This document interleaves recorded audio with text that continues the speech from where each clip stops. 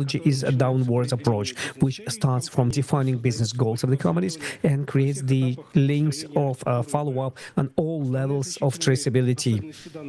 All the main peculiarity of this model you can see on this slide. One of the most important advantages of subs is the fact that this model is integrated with popular frameworks of building like TAGAF. And complexities between integration of the infrastructure of IT and information security, their levels are equalized. There's a lot of documentation where this integration is described. So we'll share it with you within our presentation in the end of it. Information security architecture, according to international standards, like qubit NIST, consists of three main domains: people, processes, and technologies.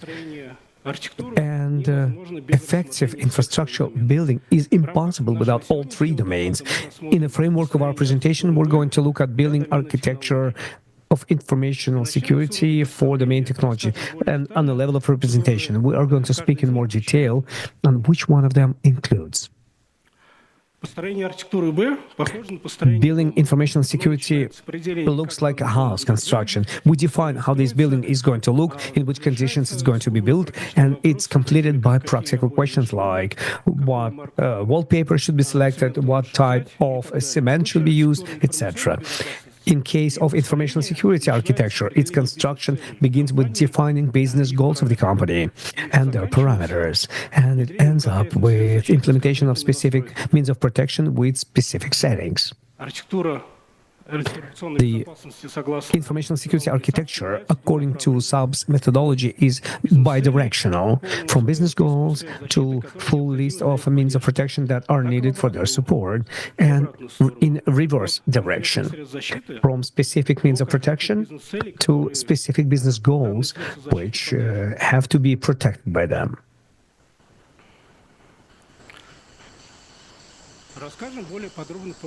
I will tell you in more detail about context and conceptual levels. On these levels, we define business context of the organization, business goals and their parameters, and risks for their achievement. On these two levels, we define foundation of agreement between business goals and means of protection. Also, it's important to speak that selection of specific means of protection and products has to be done only after approval of the results for these two levels with all the interested stakeholders. And this is one of the most important details of the SUB's methodology. Let's speak from the context level. On the level of the context, we determine parameters like business goals and their parameters, interest stakeholders' requirements, the plans of development of the infrastructure, and other high-level requirements, which have to be taken into consideration at all levels of building this architecture. Let's move to the conceptual level. We are making the blueprint of our future house. We define the architectural principles, which are going to show us how our building is going to look like, and then we determine risks for the business goals, which show us which external influences our house should be able to withstand to. In a part of defining the risks, we are going to speak about two methodologies. How can this be done? We're going to tell you about the method of business attributes of SUBs, and also we're going to tell you about threat method with MITRE methodology in more detail. In the framework of this presentation, we're going to speak about MITRE methodology because within our projects we meet it more and more often. Architectural principles, it's a constitution of building the security system. The simpler they sound, the better it is. They have to be understandable to all the stakeholders, from engineers and all the way to the managers and top managers. And I can make an example of several basic architectural principles like scaled protection. Everything which is not permitted is prohibited. also following the balance between protecting informational systems and their business functions. In order to effectively develop these architectural principles, we recommend to look at the completed principles which exist in the international standards, apply to the context of the organization, and receive those principles which are relevant to your architectures. The documentation which is contained in those architectural principles will show it to you during our presentation. Let's speak about risk determination, and let's begin with SAP's business attributes. Business attributes are in the foundation of SAP's methodology, and they are used to determine the health of the information security architecture to the goals of the company. This method is good that you can use not only for the building of the information security architecture, but in all levels of life. I will tell you about its main peculiarities. Let's imagine that you have high-level business goal. For its achievement, you need to follow several sub-goals and business drivers. In order to determine in which condition these sub-goals are, you introduce business attributes, and for these business attributes, you determine both positive and negative risks. Positive and negative risks are one of the peculiarities of SAP's methodology, and a little bit later I will give you examples of it. And in the future, the means of protection and level below, they are used to influence risks and business attributes. Let's speak on the example of the telecom company. They have high-level goal to provide stable growth of the profit and base of users, and we have followed several business drivers. If we make an example of one of the business drivers, the client satisfaction, then to determine these, we define several business attributes. If we take as an example one of the attributes of sustainability, we determine risks which are negatively influencing this attribute and risks which influence it positively. Negative risk can be DDoS attacks, failures of the equipment, risk which can positively influence this attribute,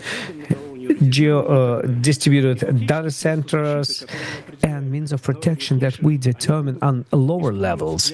They will be used to influence these risks. For example, the means of protection from DDoS attacks will be used to influence the risks of a sustainability attribute. This attribute has several advantages and disadvantages. One of the main advantages is something that it allows us to get more precise equalization between the goals of the business and infrastructure of information security. But in real life, we see that not all companies have determined these business goals, and it's not possible to be done. So as an alternative, we use MITRE methodology to define risks. And I'm going to tell you about it, and Cyril is right that he's saying that you need the attributes for small companies. It's not like that. We often work with businesses where there's no understanding or where the company is moving to. That's why it would be very complex to use the method like that. Of course, every methodology can be adapted. So we're using MITRE metrics, and we have to ensure focus. We should not spread it thin across the infrastructure. We have to understand what should be the primary target for protection. You can use different frameworks, these unauthorized events, whatever. We are going to use MITRE attack because it's a technical framework, identifying attackers in different environments, and that's why I'm going to dwell on MITRE. And what methodology we use? You know that MITRE is basically like a matrix. It tells us what kind of techniques the attackers are using for hacking or persistence. Two more methodologies. This would be debt profiling, and from MITRE Engineering, this is R&D Center, which is putting out a lot of products with working with MITRE. So this is like a multi-layer approach, and I'm going to be very brief about that. It's much more complex than what I will be able to tell you about right now. And basically, let's say there's a company, there are 3 layers or threats we have to pay attention to. One would be the direct threats against the company. No doubts, we've had them before. We know how to monitor for those threats. This would be unauthorized events for a business. We are taking this as a high priority, and we're making like a navigator, and we give him the highest coefficient. The second threat would be what is applicable to our company as a context, like where we are, what would be, who is attacking our competition, and here we are making the second layer with a less amount of coefficients. And third one would be statistical threats happening everywhere. We simply cannot ignore them, the encryption and ransomware and so on. And at this stage, we use different additional MyTree technologies, and by this multiplication of layers, we get these kind of maps that we can use with. It's depersonalized and anonymized, and you can get this kind of tables, like a method of techniques and solutions. So let's dive deeper. And finally, we come to the technological solutions. We basically have gone through this level of abstractions, like what has to be done and why. And now we move to specific solutions for each layer. It's a multi-layer thing, and many models are multi-layer. So globally, we have 2 stages: identify those layers, and secondly, provide solutions. First, about layers. A previous speaker, he or she was saying about the TOGAF and Archimedes and other things. People remember TOGAF. They also have a layer: motivation, business, technological layer, which you can deploy from within. And most of the architectural methods, like a tiered, layered defense, you can see that basically there's like a throughput layers for codifications and different standards. But basically, it's like a throughput thing. It's an end-to-end. You have the policies, and we have like a sandwich. You have to cover it with a layer of security, information security, IT, and this is the example of technological layers that we should have in our architecture. And then we fill them up with solutions, answering the question what these solutions should be depending on the context you and I have predefined. This could be the regulators and partners and businesses and techniques which we've identified before. We answer the question like why. And if we're going to do this kind of projects for the major holdings, we have a unified and integrated InfoSec architecture which becomes standardized, and then we're using it within our holding company. And we make things like very orderly, and we adapt it depending on what technologies we use. Like you can take it off like an onion layer by layer depending on the needs. But today we know what type of solutions we should have, not only as a headquarters but also our regional companies. One level lower, let's go there. It's a physical level. These are templates, and those, ISTs, they are working in between, they're communicating with different infrastructure, and they are used for specific information security challenges. And to work on these kind of challenges, we use architectural templates, standardized solutions, and these templates have been used for many years, like TOGAF is using that. But also in InfoSec field, we can see that instead of using standardization, people are trying to reinvent the wheel, so to say. Just imagine that a company which has a lot of subsidiaries, that this company will be using, publishing services on the internet in all different ways instead of one standardized solution. Eventually, the outcome in different subsidiaries, depending on the skills and how they understand the challenge, they may have a totally different situations, and that's why we use architectural standardized templates. In terminologies of TOGAF, this would be an architectural block. An architectural block or template does not depend on specific products or specific solutions. We identified on the one lower level. And finally, we moved on to component level of the InfoSec architecture representation. This would be the lowest level. We identify specific products which would be the right fit for us depending on our standards, depending on functional requirements of the architectural templates. And then we have the process of design and implementations. Implementation and design, we use this standard methodology. I'm not going to dwell on that, and those of you who have dealt with this, you know. But when implementing architectures, we do it sequentially. And to understand this sequence, we use a maturity model, which is developed for each unique architecture.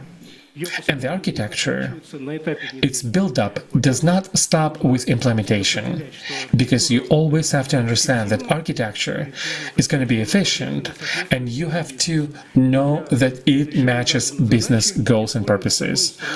And you use metrics for that. We're going to give you more details about metrics and maturity model. Yeah, so we're moving towards the end of our presentation right now. So we've gone through basically the cycle of building architecture. Now let's talk about measurements. We are using two main tools, and basically this is the maturity evaluations and metrics. They're two different things. Maturity is about how we build up our function, like how do we grow, and metrics are saying how efficiently we do that. So the maturity may say that we've implemented, a new solution which had to be done.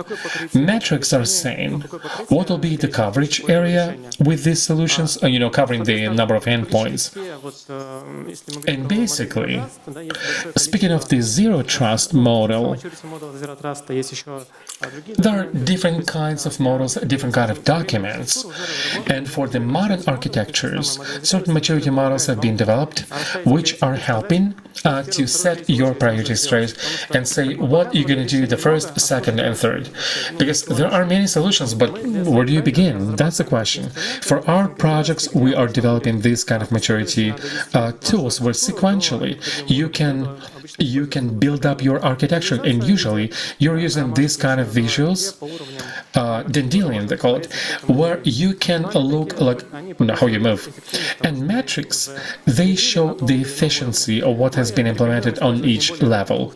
We recommend using no more than 2 metrics, 3 metrics per layer per solution. If you don't know how to calculate your metrics, start small with a small scope, because without the automation, it's gonna take you a long time. Summing up, what we've been discussing today, we've looked into what architecture is all about. It is not just a list of control solutions that you can implement. We also covered or have shown what kind of architectures are being built by modern companies, what is like a transitional or hybrid architecture. We've checked on the methodologies of the SAPs from the top level and down to the physical or component level. Basically, we've touched upon all the questions or issues you can see on the slide. Once again, you can look at them. Once again, you can ask yourself, like, how am I doing about that? And what are we going to do this right now? It's a call to action. We got to understand what kind of problems I'm feeling with my architecture. Maybe you have some problem with the scalability and flexibility. And secondly, you have to identify whether your current architecture has been integrated into your business and IT, or just how applicable it is. Next is to go through top-down and to understand what you may have forgotten at each level, and like you want to use this right now, what do you want to apply, and also to make a decision. I mean, to go into restructuring of the architecture or work on the problems as they come. We prepare some additional materials for you about architecture because, again, the presentation is over right now, and I can see the stop sign. Yeah, we have lots of info for you. Use the secure code and join our community, Cybercamp. Ask your questions. Let's discuss it. Let's talk about architecture because this is like super interesting. Thanks a lot. Thank you for your attention. Спасибо, коллеги. Давайте, наверное, один вопрос, если есть какой-то из зала. Давайте его рассмотрим. Let's do just one question, if we have any.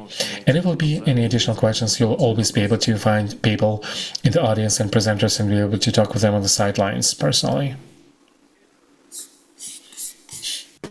Вопрос в середине зала. Yeah, I can say the mic. Please, go ahead. Hello, my name is Dmitry again. It all sounds great. But in your company, have you already implemented this technology and this architecture? You know, as for ourselves, we are with our information security center. We also have the implementation center when we go with our clients to this kind of product. Within the company, we decided from the top tier, orientation, context, and conceptuals, but globally right now, we do this in our company, yes, indeed. But again, it's not a fast process. What we've told you usually takes about a year to make it a reality, and even 1 year is very fast, given that you have to spend so many resources. But again, it's about your team, right? It's about your expertise. And since our company, we're an integrator, we can take resources from within. We can basically share the expertise of our manufacturing facilities, so it's much easier than if certain company is going to do it on their own, like an industrial holding, be it, or any ecosystem. Usually they're trying to find expertise on the market to just speed it up and make it easier. And my final question is about the number of successful implementations. How many cases do you have? Speaking about the top-down, this would be 2 implementations. But like I said before, that we are looking only technological layer because there is also the process block and also the functional block. And also we begin, speaking about the processes, this would be the model and then different notations and developing whatever. And then if we're speaking about the staff number, we talk about the staff structures, development for it, and functional models for each of the employees. And here the separate moments, like sometimes our clients are saying that you have to build only process part, and this is what we do every year with many of our clients. Other clients are saying I need only functional block. And if we do it from A to Z, of course there are more complicated projects. Speaking about the block by block, we can do it all the time. Thanks a lot. Спасибо, коллеги. Спасибо, Александр, Кирилл. Thank you to our colleagues and Kirill and Alexander. Let's move on to the next presentation. Про архитектуру много рассказали, то есть это действительно... Well, much has been mentioned about the architecture. This is the way of management of our info, secondary structure. В том объеме Indeed, in this kind of volume of technical means and regulations and organization and things, it's very easy to get lost in that, and it's important to manage it. And since our conference is about the future and about development, на сцену следующий спикер приглашается. Here, I would like to invite the next speaker. His name is Nikolai Kazantsev. He's going to share about management of information security in the future. Thank you. Hi, everyone. Why in the future? It's in reality. It's now. Меня зовут Николай Казанцев. Hi, I'm Nikolai Kazantsev, and I've been information security pro all of my life. I've been working in the government sector, in the private sector, but lately I moved away, and me and my team we are building community system for information security processes management. We call it Securithma. And today, maybe we have users or community version, cloud version, or maybe local version of our system. Anybody? Lift up your hands, please. Oh, wow, cool. I'm very happy to see you, as well as everybody else at this conference. We are going to do a deep dive into the problems, into the problems of the information security services, and what kind of approaches we can use. We're going to use a framework. We're going to study 5 problems of information security industry. Then we'll talk about the time killers of the information security CISOs, but others, but actually these are the big problems. Then we'll look into 3 technologies which we must be using today. We're going to look into a couple of principles which got to be used when we build our protection systems, and then we'll come to one single integrated solution, which definitely is going to be on the market, so that our information security architectures could be further developed. Let's begin with problems, with issues. Our problem, the 5 problems of InfoSec industry. It's a heterogenic, very fragmented IT structures of our clients' companies. Secondly, a lot of ISTs that we got to be using, a lot of regulation and red tape, lack of staff to do all of that, and all, degradation of information security systems, which you and I are creating. Now, the problem number 1, heterogenic industries, remote control, clouds and nodes and shadow devices. This is not a problem. This is a very cool story, in fact, because IT has been developing as an industry. Companies are growing up, our companies growing up, making more money, and they do it because infrastructure is growing and developing. But for us, as information security professionals, it's a problem and a challenge. And those approaches which we've been using 5 years ago no longer work today. And this is why the next problem is a lot of ISTs, information security tools, because, you got to do the cloud, you got to do this and that, some kind of subscriptions. You have to come up with new IST security tools. You got to build it into unified CM system.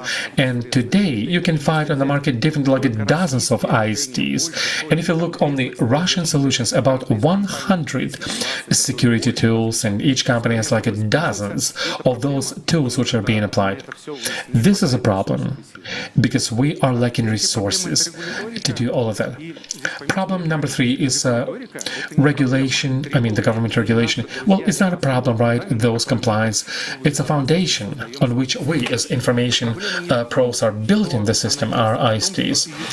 The problem is that we are over-regulated, and each regulator is offering their own standards, and they're saying the same thing. Like according to our research and according to correlated database, over 150 standards have been applied. Up to 50-60% of all the regulatory requirements, they're identical. They double up, and we just drowning in all these standards. Next problem is basically we are lacking staff. It's not about that we have too few people in information security. In InfoSec, we have lots of people. You can see on the stadium right here, and we have lots of professionals. I can see it in your eyes. We're all pros of the industry. But what is the problem? The problem is that despite we do have pros, and information security today is needed for each company. Like 30-50 workstations you have, you need InfoSec components, you need some experts, and not every company can afford it, actually. Many companies cannot simply afford us as professionals. That's a problem. That's a problem on the market because, professionals are expensive, and they're not enough for everybody. Next problem is lots of requirements, different infrastructure, a lot of ISTs. We are trying to make it into one suite, into one system for a company's security parameters. And the average information security office is using between 400 and 500 measures. From antivirus to regulations on onboarding of employees. Just imagine 500 500 elements in your information security system. The more you implement, the more you fine-tune, and the system begins to degrade, of course, and this results in my efforts as information security officers tomorrow. They are not helping the company. And the problem of this degradation, I would say it's like a number one problem. Not only we have to create it, but we have to automate it. Automate it when you and I will move on with different projects. So these are the 5 key problems in my point. Next part is 4 time killers in SOCs, in information security offices, and this is where you have some potential growth opportunities and optimizations for InfoSec departments. Number 1 is audits and reporting. Number 2 is monitoring and IST's control. Number 3 would be communications with the business divisions, with the suppliers and other counterparties. And number 4, building InfoSec documentation. These are not problems. This is what we do. This is where we spend lots of time. And let's see, do we do it right? Information security audits. If you take, audits according to the ghost of Russian standards, like it's going to take a couple of months, personal data, 4 to 6 weeks, and also critical infrastructure, government infrastructure systems, maybe a suite, maybe some audits from the headquarters, you name it. And information security departments, whenever they have this kind of audits, they basically stop in their tracks. They are diving into this project of trying to pass audits. So audits, they are not continuation of their work in improving the security system. It's a separate project which is sucking up time and money and people. And that's a big red tape which is slowing us down, and we cannot move as fast as we want. The same case is with reporting. By the way, do we have today any heads of information security guys? Information security officers. My question is for you as a CISO. Have you ever had it like you were locked up in the cabinet, instead of like managing the process and developing the system, you would just spend your time doing PowerPoints? It's a great tool of InfoSec director, but will it help you to defend your infrastructure in the moment? No, it looks like it's a separate project, and it looks like you've been working for the whole day, you've been fine-tuning, but whenever you need to do a report, we're sitting down, PowerPoint, and trying to think, hey, what have I done? Where can I get this certain metrics and graph and what have you? And these, processes are totally, detached from the process of improving your information security system. Next problem is monitoring your information security tool, like a time killer more. On average, in any organization, from 5 to 20 ISTs are working. By the way, today, do you guys have more than 20 ISTs, information security tools, that is? Yeah, you have a lot of consoles, and you have to look into each of the consoles and to switch between them to be able to work in a particular business case, like to understand, okay, we got a virus on a certain machine, and what's the deal with the user? Who've been using that? What's the problem with their phishing, attacks? Have they been onboarded and trained?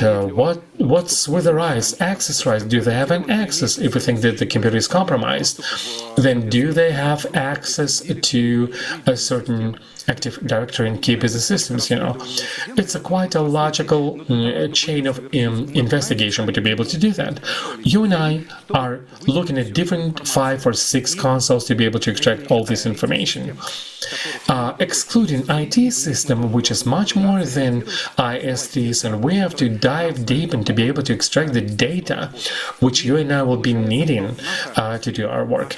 And it looks like our sweep, this perfect system for information security, it's just a set of detached ISTs, and we're trying to jump between them like a squirrel, collecting nuts. It's a time killer. It's lots of time between switching between different systems. Next, the third time killer would be communication. Not in the sense that it's bad, you know. Communications are great, especially if it's about communication with your business departments and IT and your external parties. And for communication, we use lots of different channels. Now, what's the problem? The problem is that somewhere right next to you, our system of protection is sitting idle. We are communicating to have like a risk evaluation, incident investigation, or update in our business system. And it looks like you and I are in fact carriers of information from communication environments into our ISTs or security tools. Okay, maybe I have some kind of Excel spreadsheet, but anyway, we're doing just a copy paste instead of doing something more, solid. And it's about the time that you're transferring this info into ISTs. This is your time killer. We have to give it up. And also, the next time killer, I think every InfoSec guy, InfoSec Pro, documentation, all the huge amounts of paperwork, what's the problem in a time killer? It is not that you are building some kind of regulations. They're helping us to assemble it all together and to explain what has to be done. But the problem is that a document, 3 to 5 or 50 pages, which has been issued 1 year ago and scanned, and it's on the file server. Your employee is not going to read it. Nobody's going to read this document. Even the information security officer is not going to read that. Now, we have like a clip thinking, high speeds, only very brief documents can be read. And in the right context, only they will be read and can be beneficial for the information security departments. And the way you and I have been treating the documentation in our work, in our departments, it's a thing of the past. It's got to be changing. And later on, we'll of course say how all this could be changed. I'm just identifying the problems. Now, 3 technologies which you and I can and should be using in our operations. Number 3, first of all, of course, process automation. Second, AI, and then aggregation of ISTs, information security tools. To be able to deal with the problems and to decrease these time killers, which are dragging us down, we have to implement certain tech. Number 1, automation. Automation of all protective measures in InfoSec. Like I say, in your company you may have like a 400 or 500 tools, so we gotta come up with something to be able to automate it. And of course, in some cases this would not be possible to do. You cannot automate everything. But for each activity, let's say you've implemented a new business process like a training or double-checking the access to firewalls and servers. The question number 1 is, can we fully automate it and to, without spending a certain X of time and X of our budget money? Let's say we cannot do that. Then we ask ourselves a second question. How can I document this activity and automate its regular occurrence? And we have like a million things, taskers and outlooks, and you can use CRMs and you name it. As long as all these activities which we're implementing in our working operation be under our control, and the system would remind us that you need to do that, because humans are the weakest link. If you've implemented certain event and you haven't automated it, you've decided to move on to new implementations and new things. Make sure that 1 month or half a year later, this process is going to degrade and you come back to your initial point. So the automation of the mechanism of reminding and automation for the requirements of the person.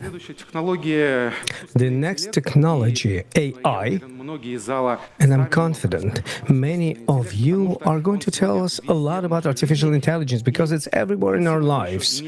And It's not everywhere in our information security. Not every defense measure have implemented mechanisms of artificial intelligence.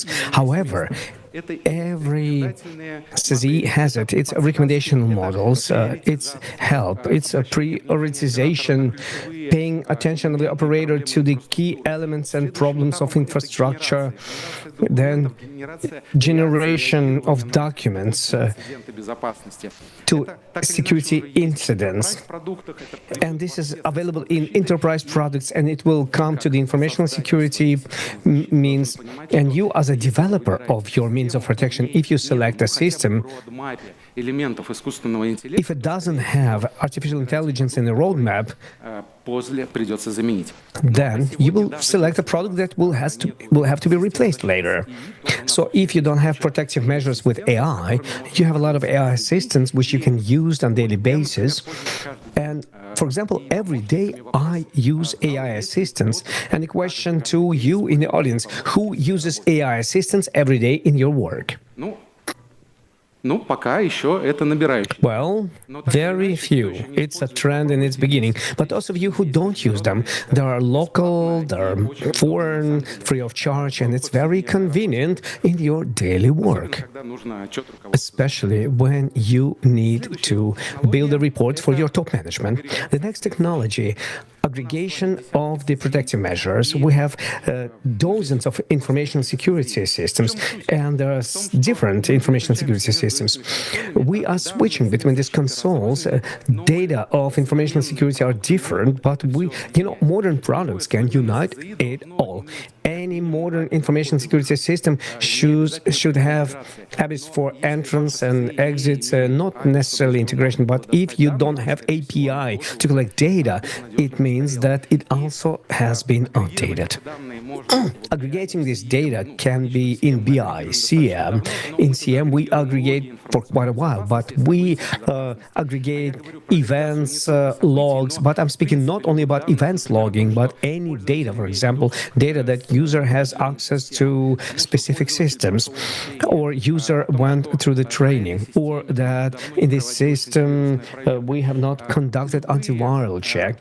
Any data that has been part of this information security have to be united, and there's a number of tools for aggregation. These three technologies, and I would like to speak about two more principles which we have to investigate. Principle number one, creating single digital model of your information security system. And the second one is a sharing of knowledge between information departments. Well, it's a recommendational, but in our company in recent several years, we are supporting it. That's why I had to speak about it as well.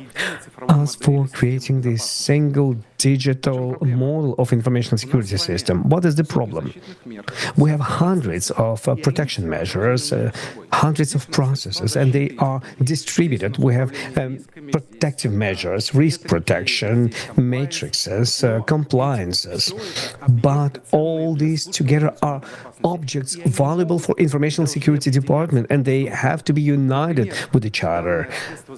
For example, protective measures data can be united with your asset management, which in its turn should be united with your processes of work with business processes, data from vulnerability scanners, and then all these can be used in risk management processes or compliance to regulation framework. From this, you can form the documentation and operational work as objectives for the information security department. So uniting of the organizational world and technical world, this is something that we should strive for in order to create a single SUI. And the second principle is a data sharing, not just the data sharing as like writing in a chat or in a forum, but data sharing between specific corporate services of information security. Each one of us creates in its workplace something unique. These can be scripts, prompts, drafts and some protective measures of implementation and sharing this data between different information security departments. This is a point of growth for the industry in general. And this Saturday, 3 p.m. at Open Source and Community section, we are going to make a presentation about how you can share data between information security department directly to increase this synergy of different information security services operations. And these are principles that we see more and more in the market, and there are tools for it, there are technologies for it, and these are not only subscriptions for CI feeds, but also some other large-scale entities. These principles should be applied. And if we generalize everything that I've been speaking about before, what direction market moves to, those time killers for which we cannot close our eyes in our departments of information security and existing technologies, to my point of view, it should be some kind of a super app. And it's not a specific application. This is an approach of super app. When in a single point, in a single application, you have united all the information security functions. And we unite data from all the means of protection, all the process-related stories, automations, and artificial intelligence. We cannot go without it as well. So, SGRC, SOAR systems, asset management systems, EDR system, management systems are moving in this direction. And this is a trend, and this is the direction into which all vendors are moving, and all the information security departments, they all are uniting this single point. You can also speak about SEC. Many vendors are developing this. And who is going to be the most important super app? I cannot tell you that now. But the fact that there is a trend like that, and there is a movement in this direction, it's precisely what happens. And in the information security system, we should look in this direction, because all our information security systems have to be put into this simple super app. Well, it's going to happen tomorrow, but what can we do today in addition to making presentations for PhDs? Well, today at least we can begin by creating our own single system of information security management system, single database of knowledge of all the activities of information security department. For this, we can have specialized systems, for example, like SGRC, SOAR, asset management products, and there's also free community products for these. Also, if you are on the side of other tools, there are applied services like Obsidian or Access. The key principle, everything is what is done by information security department, all the protective measures are described and connected to your assets, measures, compliance, and the work of information security measures. And you have a single picture of what is being created within your suite. And the second recommendation is by buying new CISs, please remember there should be API, because if not today, but tomorrow, you will have to unite it all into a single digital environment. And of course, availability of AI in the defense measures, it's not tomorrow, it should be today in the roadmap of the vendors you work with. So these are offers of what can be done today. So, thank you very much for your interest, and let's discuss if you have any questions. Thank you. Коллеги, прежде чем вопросы, небольшое нововведение у нас за... Well, we have small introduction for the best question. Speaker will give a book. The books can be different, so please ask your questions, and then there's going to be a prize in the end. In our case, real CTO. So, who was planning to become a CTO? Ask your question. Okay. I don't want to be CTO, so somebody from the back. My name is Alexander. In your recent slide, you've been speaking about dual-sided API, REST or CREST API, but you have not used this term, CREST API. It's not that you can take data, but you can also push it. It's a solution class. It's specifically called CREST API. Thank you very much for your correction. And this is a candidate for the technical director, definitely. Okay, I will hack in. Mr. Nikolai, thank you for your presentation. You've called several time killers, some steps in the industry which became outdated. There are modern words like disruptors when you work with the text, and this is GPT. But in our case, as if with security, GPT is more likely point of information leakage, and not all developers understand where this information leaks to and how it's being processed. So back to the question, what if? Is there a silver bullet which is going to remove all those killers and get something for ourselves so that all the previous things would not be lost? Thank you. Thanks. As for ChatGPT, nobody uses GPT transborder transfer of information. We have local domestic options which are also cloud-based, but we also have local ones like Llama. But of course, deploying our own AI in the infrastructure, this is really costly. If you have built your sweep and if you want to do something, you can deploy your own model, but generally speaking, you should wait until there's going to be local models in those means of protection that you are using. As for the second part of the question that I have missed thinking about ChatGPT, what was the second part of the question? Is there a silver bullet which is going to allow us to kill all these type killers and create something more performance-based, like ML or something like that? Okay, I understand you. Those approaches which have been presented to you, both us and our colleagues in the industry and vendors are implementing our own products, specifically about how we are doing it in our community in the ERC system. We're going to speak about it Saturday, 3 p.m. at the open source section. And we're moving in this direction. It's not a fantasy that we would like to achieve this or other way.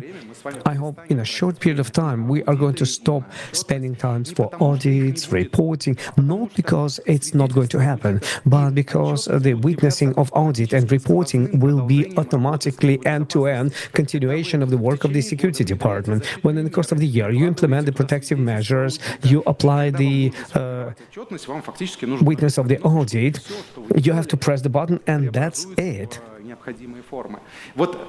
Is transformed into the forms. It's achievable and it works today.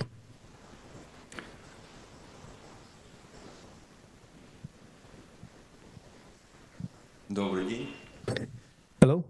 My name is Pavel. There was a story with a dual-sided API, and that solutions should have it. But according to my opinion, wide functionality, even the widest API, should be given to this super app, definitely, in order to be able to tune it flexibly for the peculiarity of the information security management system. So I have a question. Well, I'm one of the first pretenders of the super app. What are the plans for the development of the API in security? Because we would like to learn more about how do you see the development of this particular part in the existing product that people can use today. Thank you. Just 1 week ago, there was a released API was added to the telemetric modules, so you can push it into the system. However, as you can see, 100% coverage of all the functions should be in the API, so that any technological objective, whether you're a small SMB company or big enterprise, it should be realized. You cannot avoid it, even though if we are not going to do that, we should do that. Thank you. And a final question, and then we're going to move on. Hello, my name is Maxim. I had a question about ML and AI that only lazy people are not speaking about. Okay, this is wonderful, development of technologies, etc. But then we have a question about what do we want to transfer the information security function to the technology, which is too far away from the perfection. How do you think, are we ready for implementation of these technologies into the pro reaction, which you've been speaking about it, automated reaction, but I don't remember in real life that somebody have used it, because, it's a shooting into your leg. Today you can be confident, but as we have seen in many of your things, you have hallucinated and then you thought everything's okay. Isn't it too early to create it as a mandatory requirements? And a result of this can be the death of the user interface, which suffers in many solutions. Definitely, implementation of AI into the reaction and preventive influence of the infrastructure is shooting your leg. And if you're speaking about active reaction and counteraction, even SOR systems, which are created for this, they are not used for preventive measures. There's nothing new that's going to happen there. It's going to be on the end lines when automation will be permeated into influencing critical infrastructural elements. However, AI, it's not just influence, this is also creating recommendations. For example, let's take information about vulnerabilities in the infrastructure and how they can be enriched on a good quality level by AI. Also, please take your documentation, how it can be discerned, filtered, and divided by fields by the same AI. So, forward-moving directional development. In our case, we see at least 7 cases of using it. They're all different, and they will bring certain value for the end user to reduce time for the work of a specific employee in the information security department. From the point of view of documentation, I completely agree with you. But same recommendations that AI, ML, or anything will provide you with, not the ML, machine learning, but AI specifically. And the results of these recommendations, they also should be checked, double-checked. Otherwise, it will complicate your process, because even the same, people at Harvard are writing about programming with the help of AI. And the opposite side says that checking of what was written takes more time than writing it. And of course, the situation today looks like that. Well, about the development, I do agree. We've tried it. We didn't like it. So we use old school manually written code. But everything's changing. Things that happened a year ago and what's happening today, we will see more cases in the course of development of new technologies. So I agree with you right now. Thank you, dear colleagues. Okay, let's select the winner. Should I select the winner? Well, we had a colleague in a white suit. So he's going to be the CTO. He's busy. Because he's almost the CTO. Yeah, thank you. Thank you very much. Thank you very much for your questions, for your interest. And let's create ideal systems of information security management. Goodbye. Thank you, Nikolai. Thank you for interesting questions. Nikolai was speaking about the question that information security is built not only out of the technical and organizational measures, but this is also people. And during previous presentations, we've been speaking about it, and this is one of the main topics, because half of the info security success involved in people. And about the Dmitry Ovchinnikov is going to speak about the human factor. Dmitry?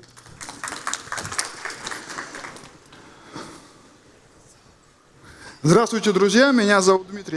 dear friends. My name is Dmitry Ovchinnikov. I'm the architect for information security in UserGate company. I work in the info security 16 years, but in IT, I started working back in 1999, when the author of this book, Kevin Mitnick, author, was taking his time for his crimes. And I would like to start with a small question, and I would like to play about this book. What is the most popular method Kevin used for breaking into large corporate networks? So your options. Who said social engineering? That book is yours. Have you read it? Wonderful, you will read it. You'll get it. Итак, годы идут, а у нас ничего не So, меняется. years are moving, but Половине nothing is случаев changing. используется In half of the социальная cases, инженерия people для use social атак на engineering for the компании, attacks against companies, for attack against human people. Social engineering is used more often, but we are at the positive hug day since we speak about companies. But the main channel is the mail, and average damage is 20 million rubles on average. It's the data for the 23. We don't have data for 24, but we can look at the median. It's going to be much higher. So what stops us from living securely and well, first of all, it's a cognitive disturbances that we have in our thinking processes. Why do we have them? The first reason is excess of information. Our brain is built as a local network, and when a certain threshold is exceeded, the information is not perceived properly. Parameters 2 and 3 are more understandable. Deficiency of meaning. For example, if I'm going to tell you, please invent association to the word red flag, what will you associate it with? Китай, отлично. China, С Днем Победы, скорее всего, I think Victory Day. на самом деле я думал про But honestly, I was thinking about racing, and red flag is a stop flag. So many things depend on the context you have in your head. If you miss the context, our brain creates unnecessary errors. Factor number 3, if you work in a rush, and factor number 4 is connected to the fact how our brain works with information, remembers it and recalls it. If our brain tries to recall the information but it cannot remember a certain fact, it's scientifically proven that it starts creating new facts and events and situations, spoofing them to remember, but then you remember it wrong. практическими примерами. So, what about practical examples? First of all, it's trust. When a letter of technical support comes to you that your account will be blocked, please update your password, and this is a phishing letter. Or when you receive a letter from the top management and the person automatically trusts this person and doesn't read what is to be done, but immediately follows the link or makes a certain payment, it is related with the fact that our brain is the biggest consumer of energy in our body, and it's built in such a way that a person very often tries to save on his energy-consuming ways and doesn't check what is written, doesn't read, doesn't compare the header of the letter, and by saving energy, he loses. Who has a lot of У кого многозадачность в резюме? Вот, раз, два. Спасибо, честно признались, да, много задач. Who has multitasking in your CV? Well, multitasking is a very good thing. It's very good to be a multitasking person, but when you constantly work, it leads you to the situation that when you switch from one task to another task, person gets tired more and more often. The more he tired, the less he loses his span of attention, and then it leads him to the human factor and errors. The deficiency of knowledge and misunderstanding of the value of information can make a simple example. An employee gets registered in online store before the purchase using his work account and password, and he's very lazy. He will use his mail and password, and then online store is being broken, data leaks to the fraudsters, and fraudsters get the entrance point into the system and they can do something with it. Why does it happen? Because people are not always trained in principle of digital hygiene. And second of all, if you will remember 1930s, 1940s, don't speak up. Well, nothing has changed and people don't understand the value of information, and we have to work with it somehow. But it's enough of psychology. Let's go to technical principles. And there are several principles like that. And I've tried to select technical examples for each principle. Okay, let's begin. Well, the errors are inevitable. Inevitability principle. So as an option of reacting, we have multi-factor authentication. The user can make an error and lose his account data, inform somebody about it, or maybe use them at some phishing site. Yes, they can do it. And this data can be stolen from some protected Wi-Fi network. Yes, but if we will use the technical MFA system, then we will neutralize this threat in advance. Туда же относится и заблаговременное Same использование тех или иных технологий. is Например, preliminary usage of certain technologies. For example, users have been exchanging information between themselves. Защищенный корпоративный мессенджер, то тогда But if we'll provide them protected messenger, сторонние мессенджеры, they are not going to use third-party messengers and place confidential information somewhere outside. So we have had a foresight and preceded that this will happen, and we have provided them with a good and convenient tool. Про принцип минимальных прав доступа, я думаю, About minimal access rights, everybody knows about this principle, but really, when you start doing the audit inside of the company, you figure out that there are certain deviations, some have been added work-wise, somebody needed some additional rights, so this principle is not being followed. But honestly, we can be helped by the principle of automation. For example, in one of the cases, I've seen access to GitLab was created automatically. The rights were given every 5-10 minutes, and they were being rewritten. Plus, they've been pulled into the catalog service. They've been rewritten automatically. So if somebody has been given the wrong access, it has ended very soon. So when I mentioned about automation, there's a wonderful example as transferring data. You have to try to, when you design your system of information security, on the basis of architecture, you have to do everything for the user automatically. For example, there are two users, and if the user is asking to encrypt the data, it will end up with the fact that earlier or later they will stop doing this because it's not convenient, it loses their time, you have to remember the e-signature, you have to add it, send it, then somebody should decrypt it. But if in advance, automatically, you will encrypt your communication channels, then our data will be untackled and will be not accessible for the malicious actors. So if you will automate everything that you can for the users, also this is related to the human factor, which is expressed through the configuration errors. Big networks with a lot of different equipment, different servers, applications, all of this is being deployed. And if you do it manually with your hands and not following certain templates and standards, then of course you will have errors. It's normal. So we're trying to automate as much as possible deployment of servers and applications, everything that is possible to be automated. It's better to automate it because it's better to check some golden image and standard configuration, make a typical segmentation of the network, and then chances for human error will be smaller. And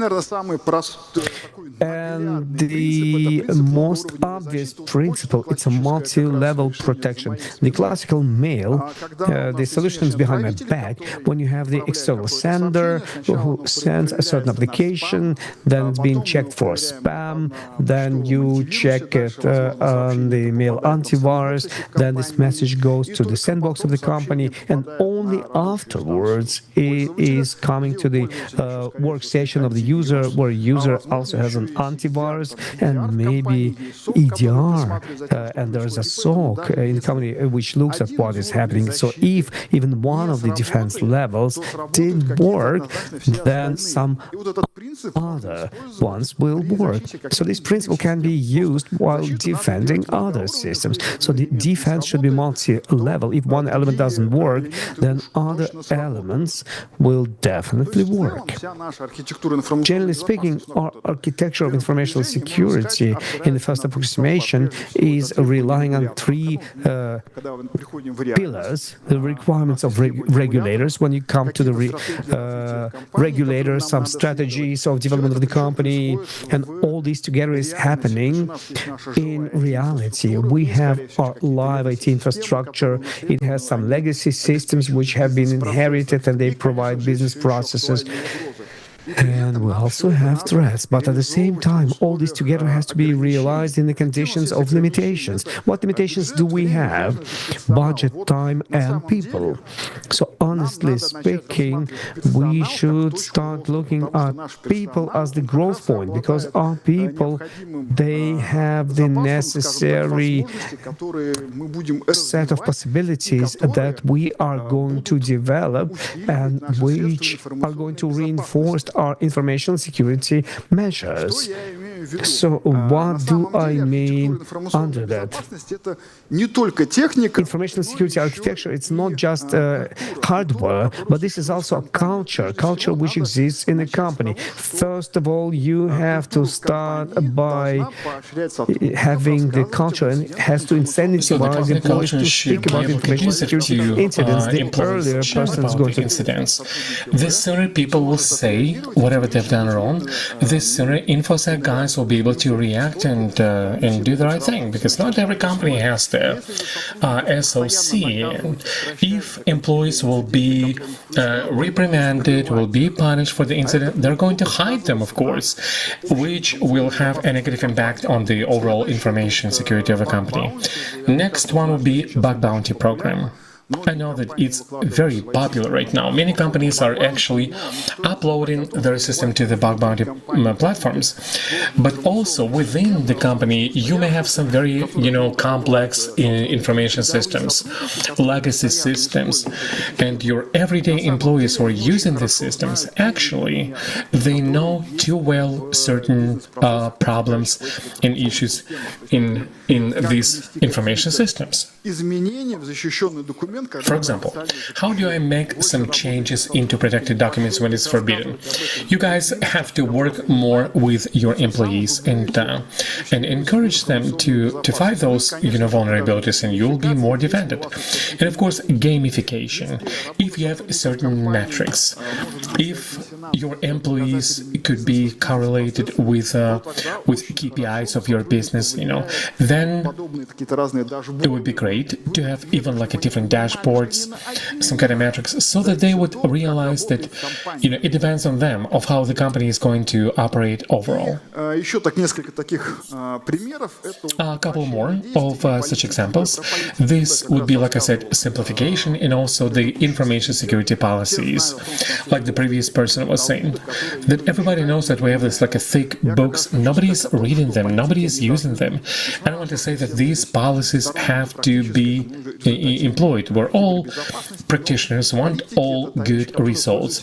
But policies is something which people read. Whenever we build these policies, they gotta be simple, laconic, and making sense. If they make sense, then people remember them and begin to use them. If it's a big, books, maybe people sign up, I know when you employ them, but they will never be using them in their daily operations. And one more principle.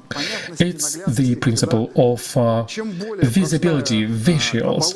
The simpler shell for a user you have, the less actions people have to make in their daily operations whenever they do their daily work, the less chance that they'll make a mistake. So when you choose your IST tool, when you design your system or certain system for the users, you have to prefer to make sure that these would be logical, manageable, so that people would not make any mistakes and try to look for ways of bypassing this system. So, what can be said about the modern architecture, information security architecture? It's certain inevitability, because people are going to make mistakes, and these mistakes persist, and sometimes people do it intentionally, sometimes because they do not know it, but we have to count it in, just accept it and take it, not as some kind of punishment in your life that we have to carry. But you have to rejoice. The more mistakes we make, the more feedback we get about how things are working, how maybe it is not working. And of course, we have to keep the balance of making it on one hand convenience, and on the other hand safe. If you have it, then people find it comfortable. They are not going to violate business processes. At the same time, they're going to operate safely and securely. What the future holds, what is already available. First of all, we need to try to make this anti-fragile system. I mean, the kind of system which will be tolerant and forgiving to people's mistakes. And what are the key things? The user cost anomaly in different CEMs, in different CEMs templates, you have it. I think these systems are going to come into different techniques. And these ISTs, security tools, are going to be very good tools in our work. Next one is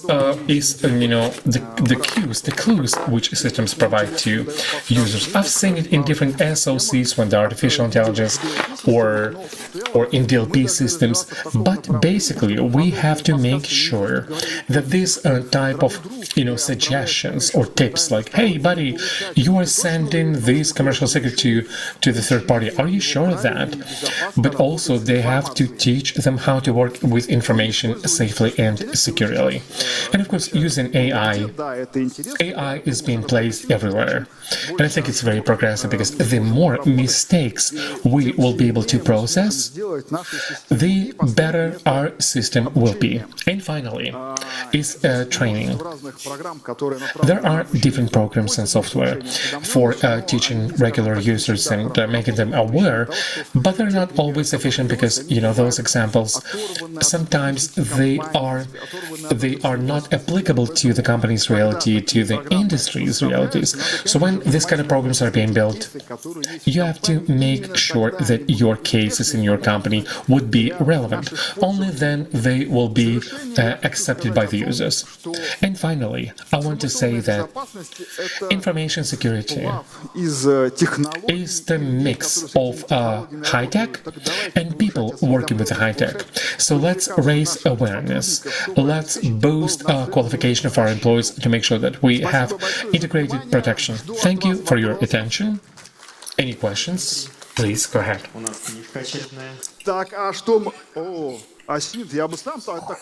Oh, the book, that's great. That's great. It's a guidebook for OSINT. And let's ask questions. If no questions, I'm gonna just grab the book and keep it. So I get the book, right?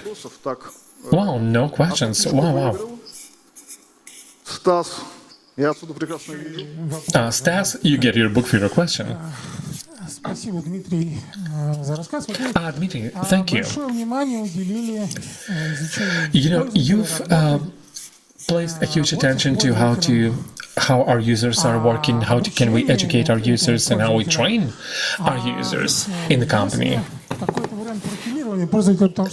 Are there any way of profiling our users in the company? Because even here, we have quite a big audience right here, and I would say that people have their own ideas about security, and people, they all have own ideas of, they work at different companies. And is there any way of, I don't know, how to onboard your analyst, your account, your architect, because I guess they have their own ideas and systems. Yeah, of course, users are different, and there is a science. It's about, methodologies and teaching specialists and whatever. And companies are different. People's qualifications are different. And I guess I'm looking at the different questions. So yes, I'll say yes. But I would recommend for each company to do its own approach, because there are some big companies with tons of users. And if the company is richer, they can cut the cream from the market and take more competent people. There are second-tier, third-tier companies. So I believe that we are different humans, different people. So we got to take a very customized approach. So every company has to find their own way. Yeah. My name is Alexei. I want to ask you, and I believe it's relevant for everybody right here, how can we teach senior management this great presentation of yours? Patience and patience again. And they're humans. We simply have to, speaking about the management, top management, we just have to find a way of communicating with them. It's not like the first time and you're done. You gotta try, make attempts. And if I had communicated with the manager, with the boss, I would try to talk about the InfoSec, and tie it up with the sustainability of IT services, because every company has some IT component. They're actually serving to implement certain business processes. And if you show to your boss, hey boss, you have a buying equipment, a business process, or selling, it is actually interconnected with the sustainability of information system, whatever it is. If you show how it may impact and their personal knowledge on the system's sustainability, probably the boss will say, yeah, that's right, and there'll be a higher chance that they will listen to you.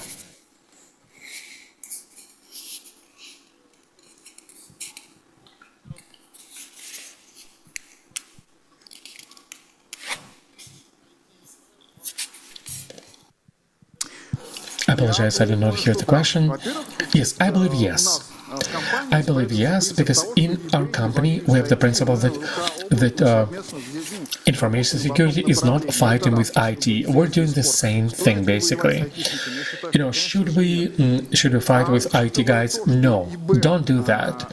But since information security is evolving and IT is also evolving, it's interconnected. Yes, we have to learn how however we can to communicate to our company what is important, what is happening in InfoSec and in IT. Final question, please. Right here. Let's take two. Let's take two, yeah. Hi, my name is Stas, and how do we fight with resistance of just regular employees in our companies? And because they have their own challenges and they simply may not want to learn all this InfoSec stuff, they don't care about that. Yeah, I think it's a corporate question. I know that there are some people doing whatever they're doing in the company, and we gotta go to their bosses to dedicate time like 3 hours a day, something. We should not try to put people in a week-long seminar. Okay, you're not gonna do the documents. We're gonna sit you back and for a week. No, you gotta plan it. Just make sure that people would learn and simply to organize this process. If you relieve them of their duties for a couple of hours a day, then they will study. They don't have any other way, right? So we can come up with certain motivation or arguments. It's about organizing. It's about talking to people. If you come and say, okay, you study, you also study, they'll probably say, what? No, we do not want to learn this InfoSec. We have their own things. But we have to explain why you need this, how it's going to help you in your duties. And maybe to give them a break from their routine. This would be a great way to onboard people. Final question. Hi. It's a great presentation. And would you agree with the work, like if everything works, everything great, then this is not safe. This is not secure. Oh, it's quite a loaded question. Actually, security, like today, this is secure. Tomorrow, this may not be secure. Because providing information security is not like a set in stone. It's an ongoing process, never-ending process. You always come up with a different threat landscapes, and things change. What may be working today and convenient may not be as such tomorrow, or the day after tomorrow. Yeah.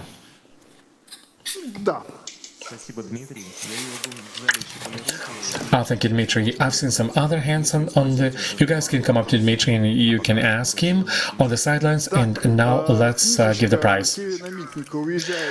This book by Kevin Dmitnik goes right here. I'm sorry, the microphone. Can I come up right here? And also, yeah, for you. Yeah, I'm going to just hand it over to you during the break. Thanks a lot. Thank you a lot, guys. Have a good day. And let's be safe and let's be secure. Awesome, guys. We are done with the part related to the architecture, and right now we're beginning the network security. Very interesting topic as well. And while architecture is like a foundation in building information security, then networking, this would be a technical foundation of the whole InfoSec industry. The next speaker is going to speak about methodology of building network security. And I'm inviting, give me a second. Да, Павел Кириллов. Yeah, it's Pavel Kirillov presenting.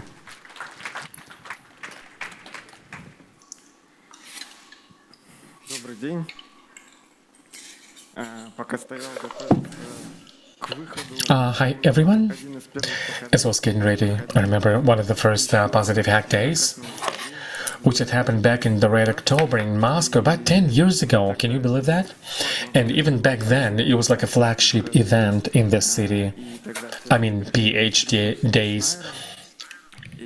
And I remember taking a photo with Bruce Snyder. And right now, PH Days would be the largest conference.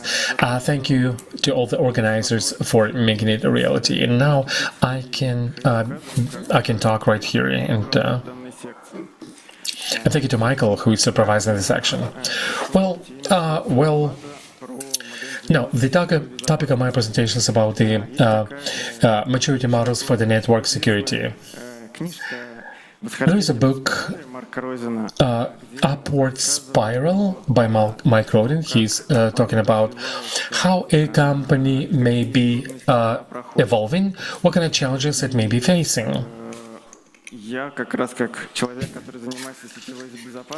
And I'm the guy who is in network security.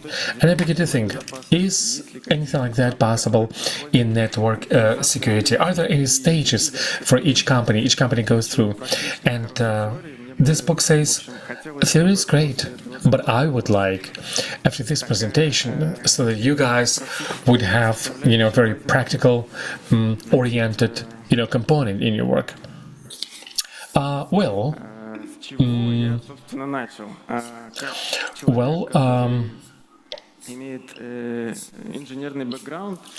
the person who has an engineering background.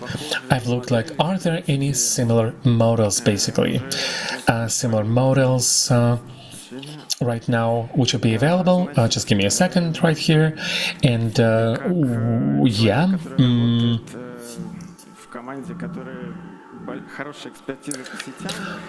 I'm working with a team. We have a very good expertise on networks, and I was trying to formulate the challenges of when you are using the network security. And I'm responsible for a product. I wanted to make sure that this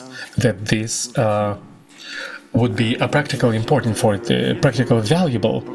If we are speaking about some similar things.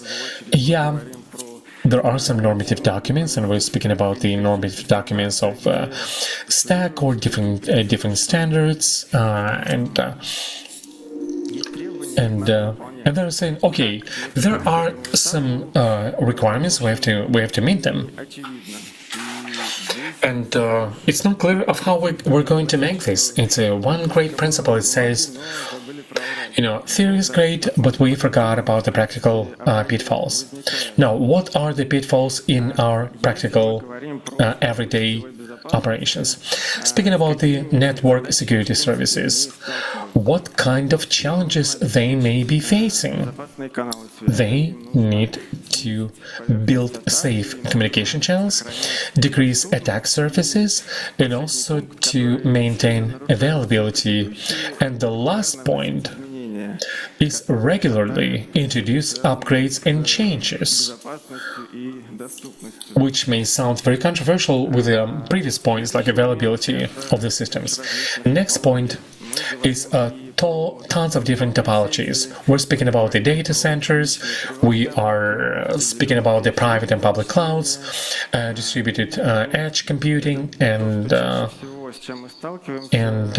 what we've seen, remote access for employees.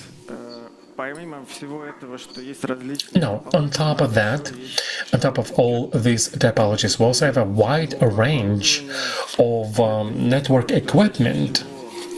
And again, this is what people have to deal with, different kind of legacy fire stations and so many things on the Russian market, firewalls and things like that. So it's very interesting to watch. VPN gateways, and firewalls and now, out of this model, what I would like to break it down and to understand where a certain organization is, and how to move on as a company and how to do that. Per this model, let us take a look at the 4 different stages or 4 different levels, beginning, developing, advanced, and expert. Let's begin with the beginner level. What do we have today? That our network is being fine-tuned manually. We do not have any automation tools just yet. And the guys are beginning to get bogged down. They've been working like putting out fires, so to speak, and they're trying to just do the patching, fixing stuff, and they do not have an idea what to do next. And at one point, probably it's going to be on Friday, late on Friday, when the head of the network operations, they come back home, they understand that this is not the right thing to do. You need some action plan. Something got to be changed, and they're in some sort of crisis. We know that crisis could also be the way or an opportunity to do something new. And let's try to understand what is happening at this stage. Very often, what is being used would be the Excel tables to describe networks. Overall, the process is not very well structured. Any changes may increase surface of the attack. I'm not even speaking about compliance. And I probably have a question for the audience, like who of you guys today is still using Excel spreadsheets to describe your network? Do we have anybody like that? Yes, I believe it's not like too bad. My wife is a financier. For them, Excel spreadsheet would be the main tool they are still using. Oh yeah, that's a good question. Yeah, then we are going to also to look into like what would be the opportunities there as well. Well, next.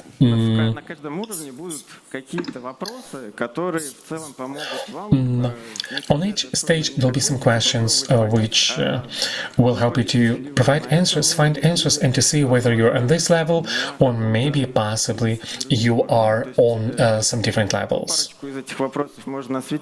Just a couple of these questions we can highlight the ones you see in the screen. Like if you see any changes in configurations and you don't know why they were made and who made them, or you are looking at some kind of rules and on the firewall you do not know why this rule is needed. So the main principle is like it is working, don't touch it.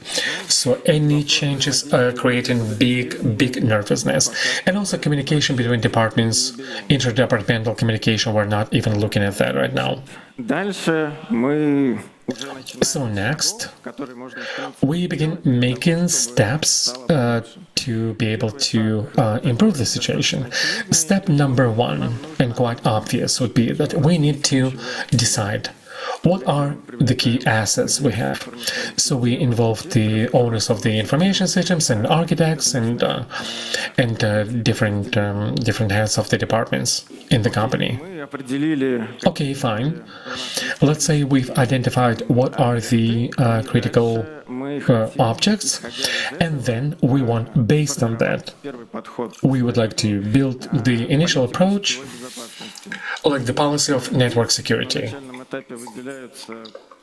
At this initial stage, we identify the classic system like DMZ, corporate network, and also in a segment where we protect especially secure information.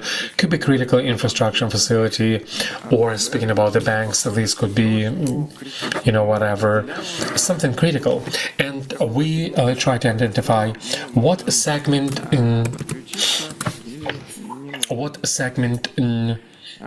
we can connect, maybe we cannot connect.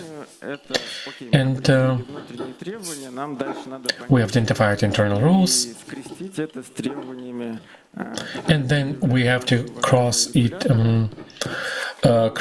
with what regulators are saying. сталкиваемся. Now, one classical example would be Требования к финансовым структурам. this would be demand public law 5758, like STAC and DSM, and some other international standards. ICO, PCI DSS, or ICO 20001. And a side note right here. Дальше, следующие этапы уже будут отталкиваться от каких-то процессов. The next stages will be also connected with automation. Платформа, With automation, I know that firewall management platform, maybe an SPM system, whatever you call it, this kind of platform potentially will help you to streamline your processes. Of course, there are many systems like that, and well, all in all, you have some additional or auxiliary systems which could be utilized, and it must not be kind of out of the box ready product. Like a couple of weeks back, there was a Link Meetup conference, and the guys from the T-Bank, they were speaking about how they were able to write the platform, their own platform, which automates сетевой безопасности. network security processes. Дальше мы переходим на следующий этап. Next, let's move on to the next stage, and the next stage is called the developing or evolving level. Определили No, what's about that level? We've identified the basic policies of the network security, and we launch certain processes related to automation, на оптимизацию. and we focus on the grooming the rights. And of course, up to this moment, we may have a certain number of rules, and we have to identify like whether these rules would be optimal or not for the company in terms of could they be clustered? Are there any objects which are not used in those rules? So we're trying to dig deep down and try to get a needle out of haystack, so to speak. But again, teams are not super interoperable. First, they have to work on their problems and then build a relationship with different departments. В текущем этапе видит What are advantages for a company right here? Number one, we can see some network topology. It is not simply on paper. в общем-то, обновляют Which has been upgraded from project to project. We can already solve some issues related to network access. We have the basic segmentation at this point, and manually, in a certain like a time frame, we can validate normative regulations in a certain network. And we are thinking at this point about automation оптимизации and optimizing some of our policies. отказавшись So having given up Excel spreadsheets, those network and IB guys, they can see that the network is changing. They can look differences at different various configurations. They can see what is changing in the network. Probably they do not fully understand who have done this or that. It's about like certain movements, but they can see already some things are changing. какие вопросы есть, Now, которые можно задать самим себе на этом этапе. what kind of questions we can ask ourselves at this stage? So whenever you see this type of changes on the network and equipment, do you see the full context, like who has made what and why these changes are being made? Уже легче вносите изменения, но тем не менее еще So it's already easier for you to introduce those challenges, but you're still being a little bit apprehensive about that.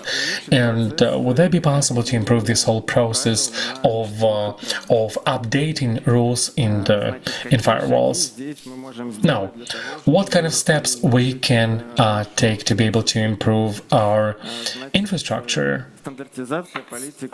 For one, standardizing security policies.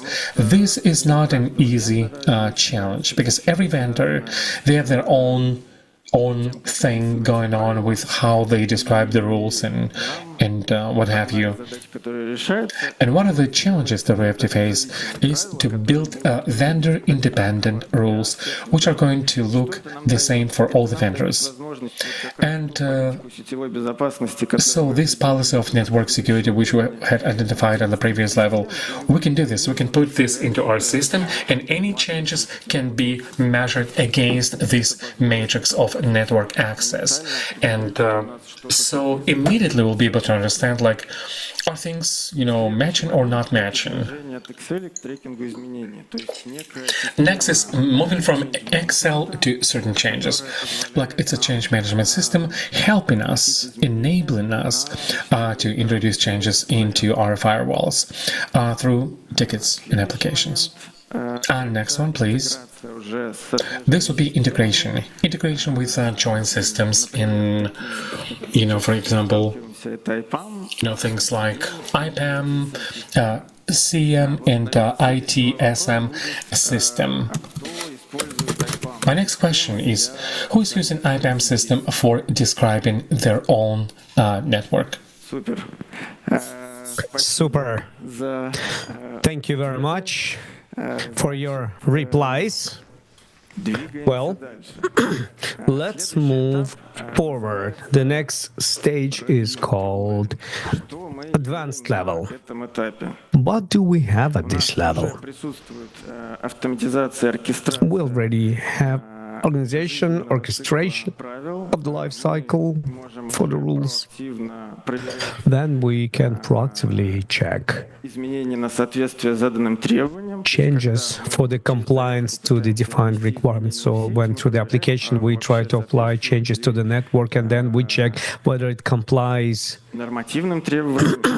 to regulatory framework and the policies of the security. Also, we can add some additional requirements, and then we have integration with auxiliary tools, which allows us to support more of network exploitation scenarios. At a given stage, what we have forecastable policy changes. Well, introduced changes, they are optimal because they are checked on the stage of changes application, so that something is not getting lost or we're not creating new object, but we're uniting it with some existing objects. And the fact that we're checking everything for the compliance of the network policy compliance, in result, we don't increase the surface of attack. So what are the questions that we might have at a given stage? Would you like to improve automation of changes of the network rules? Well, in other words, how the rules created within this system do comply to the requirements of minimality, and have you covered the pool of networking equipment that is available, or you have some gaps which you would like to cover? So what are the steps for the improvement? During the previous stages, we've been looking at situations when optimization is done manually. We see that we have shadow rules or rules which can be united, rules which have no heads, and basically manually we've been deciding what is to be done with it. At this stage we are ready and we understand that in principle all these can be automated. And that due to certain reasons,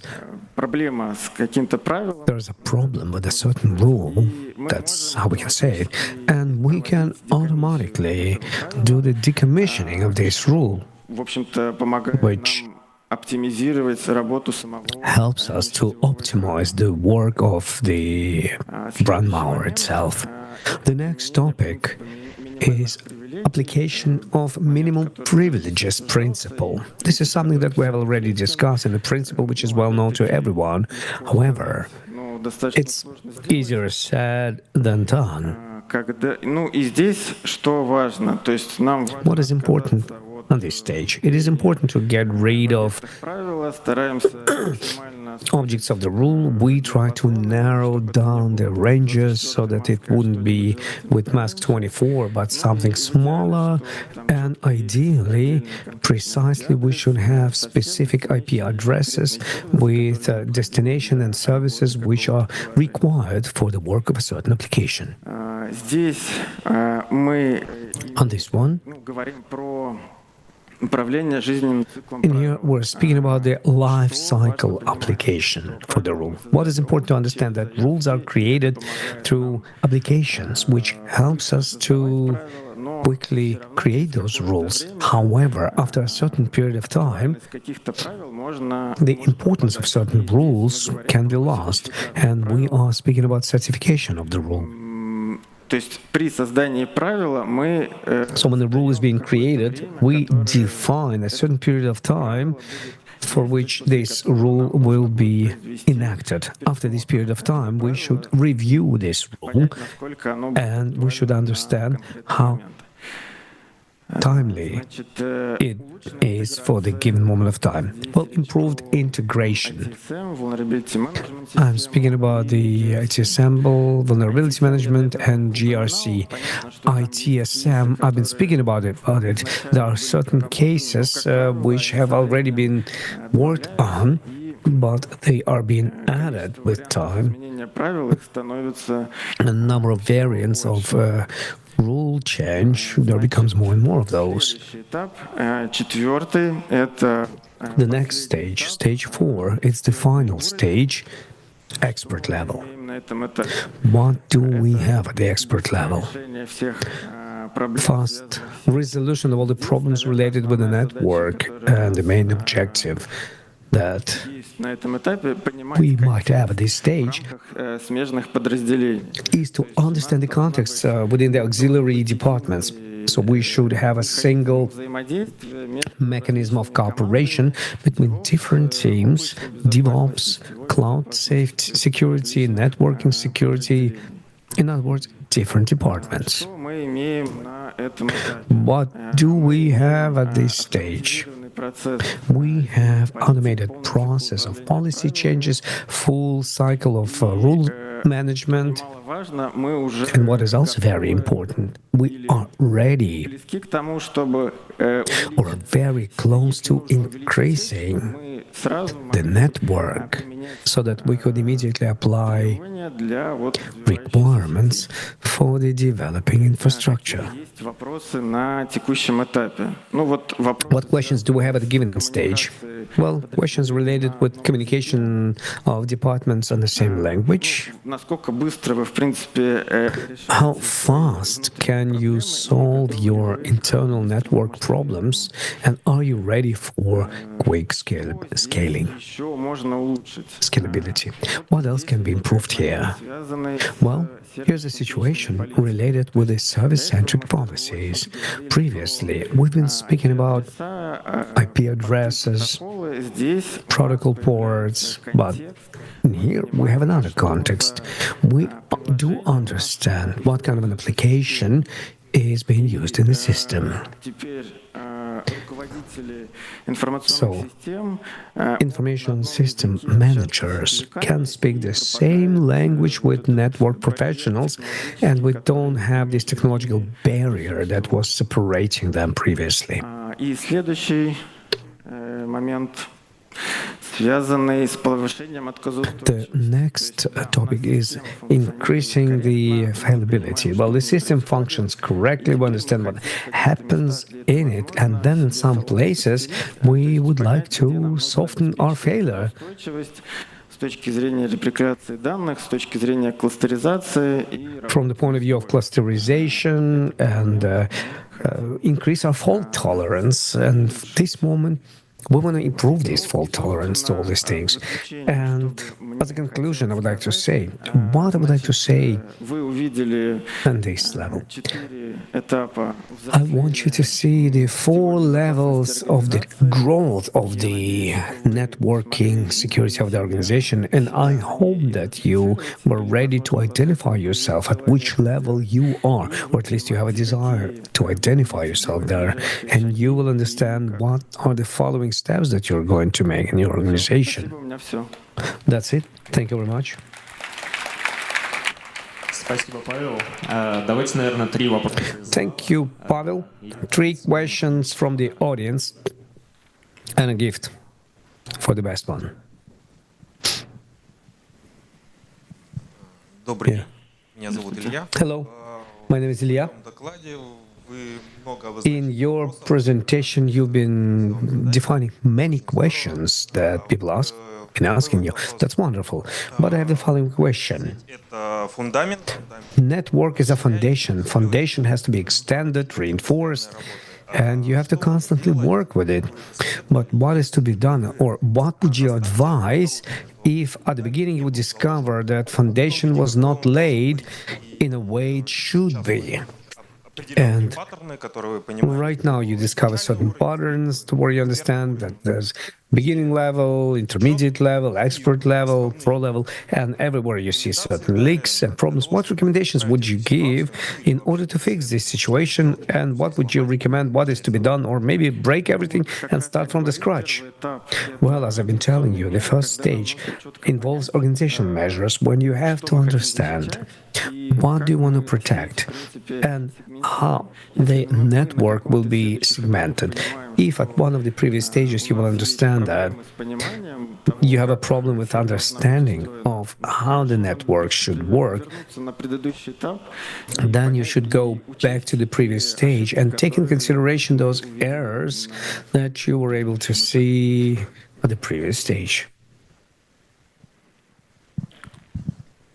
Добрый день. Yeah. Hello. Ваша классификация никак Hi. Your classification is not related to relations between IT and informational security as such, правила для сети делают. because all the networking rules are done by the IT people. Information security people are trying to comb it up, make it more Не зрелость. applicable. And the levels of maturity С точки зрения IT, from the point of view of IT, достаточно зрелыми. they can be really mature, but from the point of view of security, not mature at all. Well, maybe I will disappoint you, or maybe I will help you.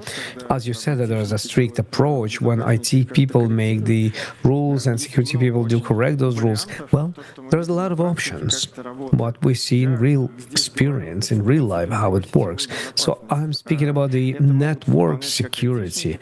These can be done both by IT guys and security guys. There is no strict definition which department should do this work. So in the context of this, I would divide it between IT and IS. It's a more universal approach that we should apply here.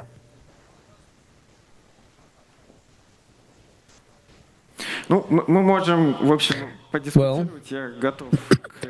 We can discuss, and I'm ready for the discussion. Добрый день, спасибо за... Hello, thank you very much for your presentation. My name is Ivan, and I would like to ask the following question about the first part of your lecture related to the documentation and documenting rules. You've said that you've been speaking about Excel, and many people use Excel very often, but it's documented manually, so every time you have to update it. So I would like to ask you about your perception. Maybe you have an experience. Такой концепции, как ИАК, то есть инфраструктуры, как... Have you applied infrastructure as a code?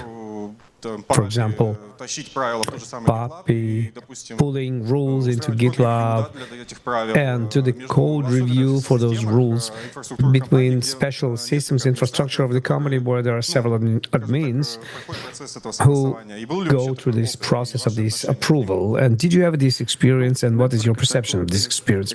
это не новая концепция. Network as a code, it's not a new concept, and generally speaking, Вот опять-таки на it's been applied by many guys. рассказывали, как они People from Ozone have been telling us how they've been applying this concept in their life. и она все равно, наверное, And still, замахивается на что-то очень большое, что it's trying to перевести вот в network. overwhelm something that cannot be overwhelmed, because it's impossible to transfer all the processes into the code. It's an objective which has to be solved. First of all, I've been speaking about network security as such Листы, и вот здесь как раз автоматизируется всё. and access lists. This is where everything can be automated very easily, thus helping us to save resources within the company. That's what I would like to say. So I would like to add that we're going to have a presentation with similar topic. Наверное, I see some lifted hands, but we should move forward. Well, you will be able to ask those questions a little bit later. Куда вот второй вопрос, который The book goes to the question number 2. It's a good question for discussion. So да, спасибо, коллеги. please give it. Thank you very much for interesting discussion. Pavel, thank you very much. Следующий докладчик у нас Алексей Егоров. Next. Интересная тема будет. Ну, наверняка все... Next speaker, Alexei Yegorov. It's going to be an interesting topic. Everybody's been making parallels between regular information security and IT. And Alexei is going to tell you what are the similarities between IS and football. And he's going to tell you about cybersecurity and the place of network security in cybersecurity. Network security on the map of a resultative cybersecurity. I have a small request. Those who are here, when I count to 3, give your hands. 1, 2, 3. Your hands. Thank you very much. Football player, when he makes his first goal, very often takes the ball to himself and to his private museum. I have this ball. This is my first presentation for such a wide audience. So I will give it to the person who will guess for which football team I am a fan. In my presentation, there will be some tips or which football team I am a fan of. Where's my clicker? Here it is. My name is Alexei Yegorov. I'm the architect in positive technologies for strategic projects, and today I'm going to tell you about Andrei.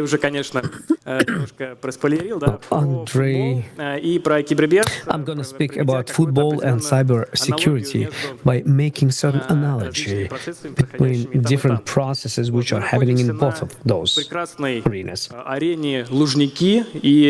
We're at the wonderful Luzhniki Arena, and many of you have been present here during some great sports events. Maybe you remember in 2008 there was a finals of League of Champions. I remember it as today, as it was happening yesterday. Back then, I've been washing dishes back then for my parents to let me watch the football when Cristiano Ronaldo fell down when he was making penalty. John Terry fell down when he was making penalty, and Manchester became a champion. 2018, the World Cup. Agakin favor. Many remember this, and it was happening here, on this wonderful arena. So, naturally speaking, I decided to make an analogy between football and cybersecurity, because I myself, I love football, I play football, and I'm watching football, I watch football. So I would like to begin with some historical analytics. Like in the British Prime League in the year 2014-2024. This is the tour table, which shows that it was ranked by missed goals, and it shows that teams, which according to the results of the league games are staying on the prize places, top places. They miss less goals, but teams who according to this tour spreadsheet, miss more goals, they are in the end of this table and they lose the championship in the end. And at the bottom you see analytics in a time range from 2014 till 2024, and it shows the number of missed goals during the season by one team. In the red color, you can see the goals missed by the team that took the last place, and the green by the team that took the first place.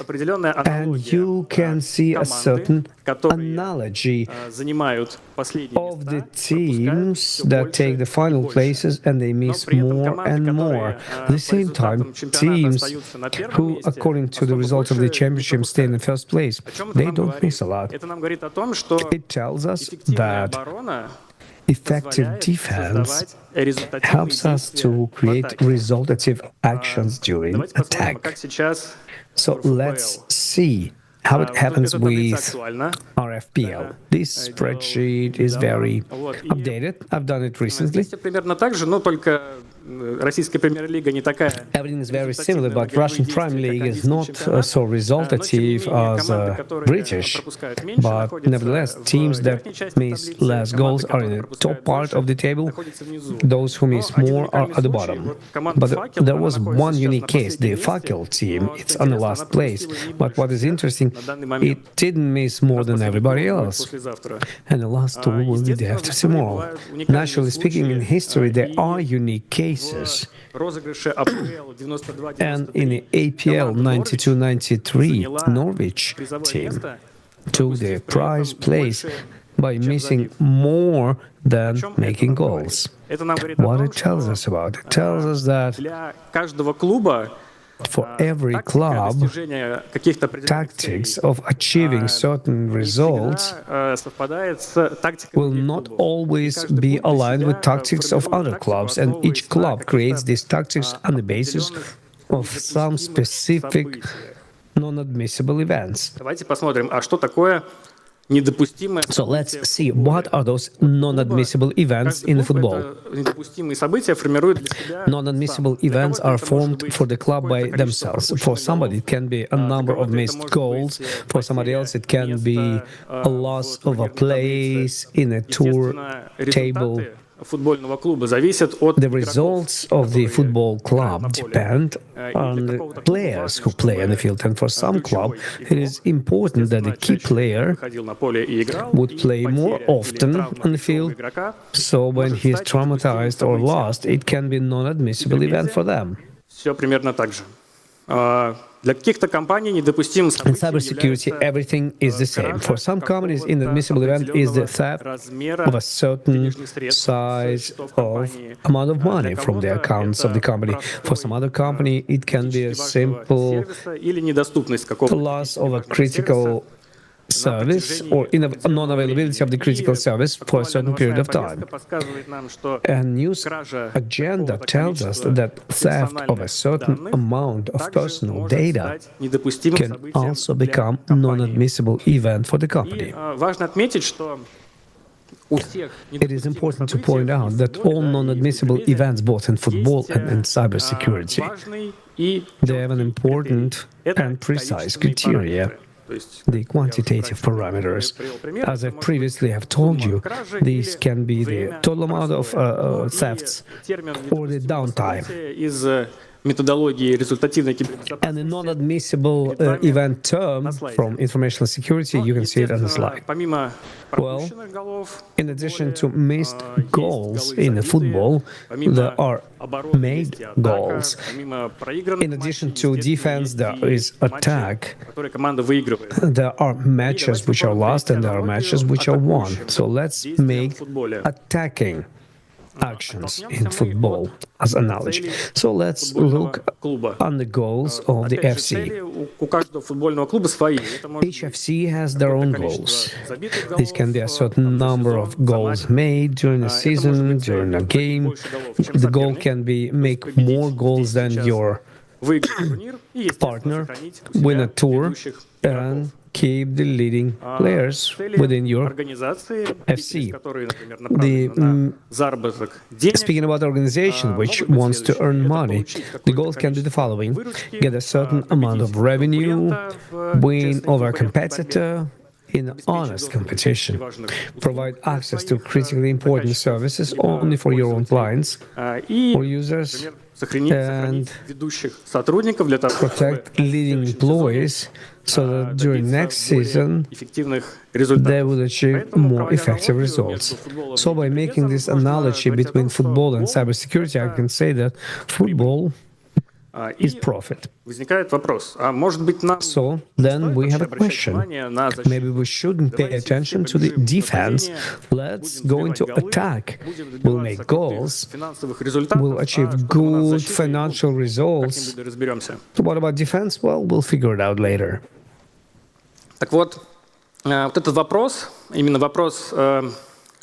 So this is a question of resource distribution between attack and defense and main operational activities of the company. This is a cornerstone question. So when the budget is being formed for the information security purposes, it is important that defense would be profitable. In other words, those means and time which is spent for providing cybersecurity should not exceed potential damage from inadmissible events. So let's see how this effective cybersecurity acts. In order to make a goal, so that cyber criminal wouldn't have allowed the inadmissible event, he should do certain actions for this inadmissible event. He should spend time, do certain manipulations, etc. So let's specify a certain matrix which is called TTA, time to attack. It's the time which cybercriminal spends to create this inadmissible event. Therefore, together with the cyber attacker, it's been countermeasures are being created by Cyber Defender. So in order to keep him out from his side of the field, Cyber Defender should spend certain time. We call it TTR, time to response, time that the Cyber Defender needs to discover and stop cyber attacker. So we have a question. How should we build this effective defense so that cyber attacker would not be able to create a non-admissible event and defender should have enough time to respond? So the goals are to slow down the cyber attacker, increase the time he needs for realization of an admissible event, and at the same time allow the cyber defender to catch cyber attacker as fast as possible. Let's look in more detail how these matrices can help cybersecurity incident investigation. In here, you can see a time graph shows that time to attack is a time from the moment when the criminal have received initial access into the infrastructure, all the way to the moment of realization of inadmissible event.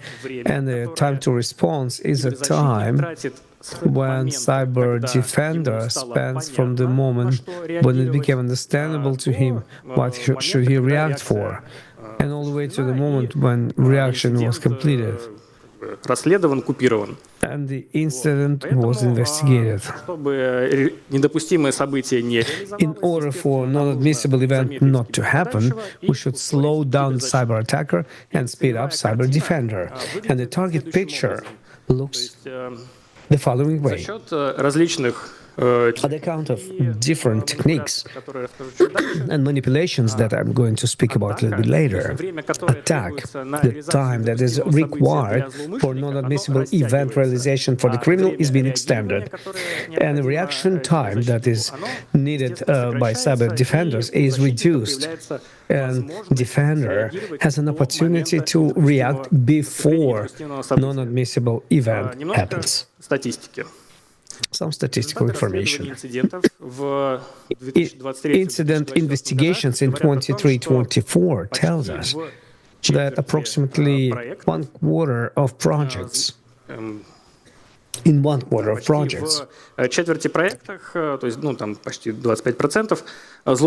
25%. Criminals needed from 8 to 30 days to realize inadmissible event. And in one-third of projects, they required from 5 to 7 days. While the time that was needed by defenders to discover the criminal in their infrastructure, in 25% cases it was over 2 months. It's awful to imagine if these numbers would be connected to one project. The pen test results tell us that in almost half of projects, white hackers needed from 3 to 6 steps to receive access into the infrastructure of the client. While all the tactics and techniques they've been using have completely been covered by the protection measures on the level of infrastructure.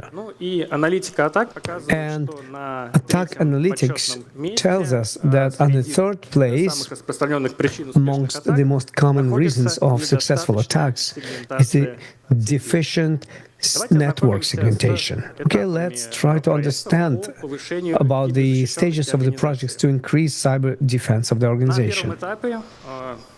On the first stage, top managers of the company, those who are responsible for the business part, they form certain non-admissible events for the business. Then, these non-admissible events are landing to the IT landscape, and in result, we immediately see the short. As a result, we can see this like a shortest path of attack to the target system, and the attackers, by compromising the system, they can initiate this unauthorized event. So we can see the systems which require some additional monitoring, also business processes which possibly have to be changed. We can see users with excessive rights and also some network connections which have to be broken. All of this is built into resultative cybersecurity strategy, and we find some points of attention, such as educating our employees and transforming different business processes and hardening of the target and key systems, as well as monitoring and incident prevention in information security at early stages. Of course, this focus point, they have direct impact on the metrics that we've mentioned before. I mean, time to attack and time to response. Right at these diagrams, you can see highlighted in red successful attacks, I mean the percentage of successful attacks, and attempts to react or respond by cyber defenders. And the cyber attackers have every chance to implement unauthorized event simply because the cyber defenders begin to act with a time lag after this unauthorized event has already taken place. After hardening of the key systems has been done, cyber defenders can react to a very small portion of an incident due to this increased time that the attacker needs to be able to go through the target or key system, the one to compromise. After that, we need to increase our monitoring. I mean, to increase the percentage of how we cover our infrastructure, so that cyber defenders will have enough time to respond to the material part of the incident due to better detection. But also on stage 3, it is not enough of time and effort for the cyber defender to be able to, to fully stop or prevent unauthorized event. And also this improvement in response time and quality give the defenders time to react or to respond to the overwhelming part of the incident because they do it sooner. This perspective to the cybersecurity through this approach is, of course, an evolution to the requirements for the network infrastructure. And while, until recently, standards for the network, corporate network architecture was like, as long as our services, in the network will be working efficiently, and this can be decomposed to let's minimize some latency when providing access to this service, and also bandwidth. But after implementing these RCP projects in order to prevent unauthorized events through system hardening and using IST security tools, of course, this demand is evolving, and it sounds like, okay, so any company's network architecture should allow for the high-tiered or high-layered defense without decreasing efficiency of its internal services. Any projects about the resultative cybersecurity, it means lots of actions which begin with the number one, hardening of your infrastructure. I will put it this way, it's using your network devices and the key services organization according to best practices. And also that means that you have a maximum coverage of your infrastructure by monitoring and, of course, training of your employees and SOCs employees to be able to respond in the right way to those incidents which may happen in your infrastructure.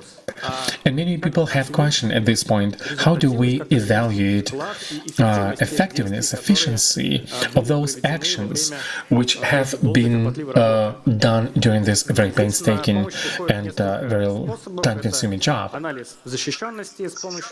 of the ways is analyzing your practice level by different vulnerability scanners. This would be, of course, pen testing when you're trying to identify a certain scope of systems which will be tested using your penetration tests and white hats. Then red team, basically the same pen test, right? But except the cyber defenders team now have the chance to respond to a potential attackers. And also cherry in the cake, this will be bug bounty. I'm not going to dwell on the bug bounty because today in the program we'll have a separate presentation on bug bounty, and it will be covered in this presentation. And finalizing, I want to say that a football or a soccer club, any football club is about a great number of people. This would be players, and this would be coaching staff, massages, doctors, and masseuses. Those people who may not seem like they're directly involved in playing football in the field. This could be economies, PR service, financial service, and scouts, and many different staff. Each and every one of them is doing their own thing and they believe that, hey, what I'm doing is very important, maybe most important because I love it. And all of them, the whole team may not be realizing that the total outcome of this huge organization by the name of football team, it begins with with certain people in different positions on the football field, which is, of course, done by a trainer. And network architecture is made by an architect. And network architecture should allow for the efficient use of the security tools and provide for the widest possible monitoring and also the operation of the service in this system. And network architects is he or she is the person who identifies how efficient this whole IT infrastructure is going to operate in a given company, in a given organization. It's a professional skill which will define the level of success of the whole company. Using this analogy of the football, very inefficient trainer after a bad trainer, usually they resign, right? Their contract will not be renewed. So let us be efficient and let us be cool in terms of being network architects, and let's make sure that we stay in the game for the next season. Thank you for your attention, guys.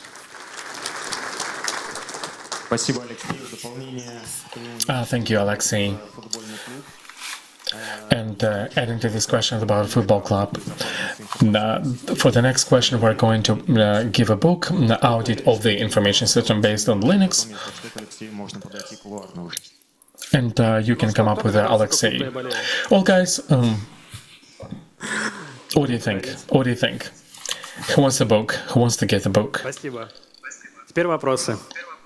No, any question, please. А нужно выбирать, да? Кто будет? Ну, давайте вон там. Yeah, right there, right there. Hi, thanks for this presentation. My name is Dimitri. I've really enjoyed your analogy with a football club. Here's my question. Let's say I have a web application and I have this soccer club, and I evaluate my club to be worth like a 1 million ruble. You know, the app or the club is valued at 1 million. What do you think? How much should I spend on its defense, percentage-wise, from this capital kind of cost? Thank you. It is not only about evaluating your application like it's worth of 1 million rubles, but at the same time, we have to think about the potential cost of fending off unauthorized event which may happen by this application being hacked. Like if this app is some kind of a landing of a company in a cloud, and if плохой баннер, да, это определенное событие, которое может воздействовать там разве что репутационно на компанию. Если это приложение, от которого зависит основная операционная деятельность компании, то вряд ли вы оцените эту операционную деятельность там, в 1 миллион рублей. Естественно, ущерб от взлома этого приложения будет гораздо больше. Поэтому, естественно, стоит отталкиваться от потенциального ущерба, Не слышно вас.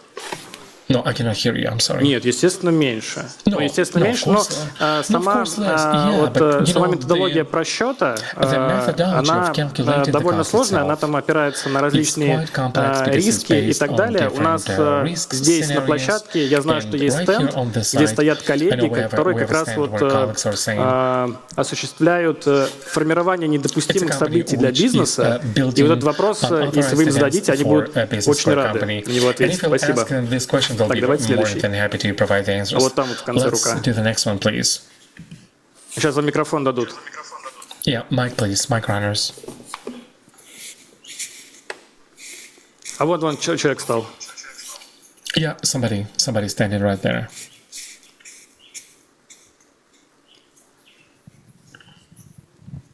Добрый день, Алексей, спасибо за доклад. Alexei, thanks a lot for this presentation. My name is Michael from Symantec.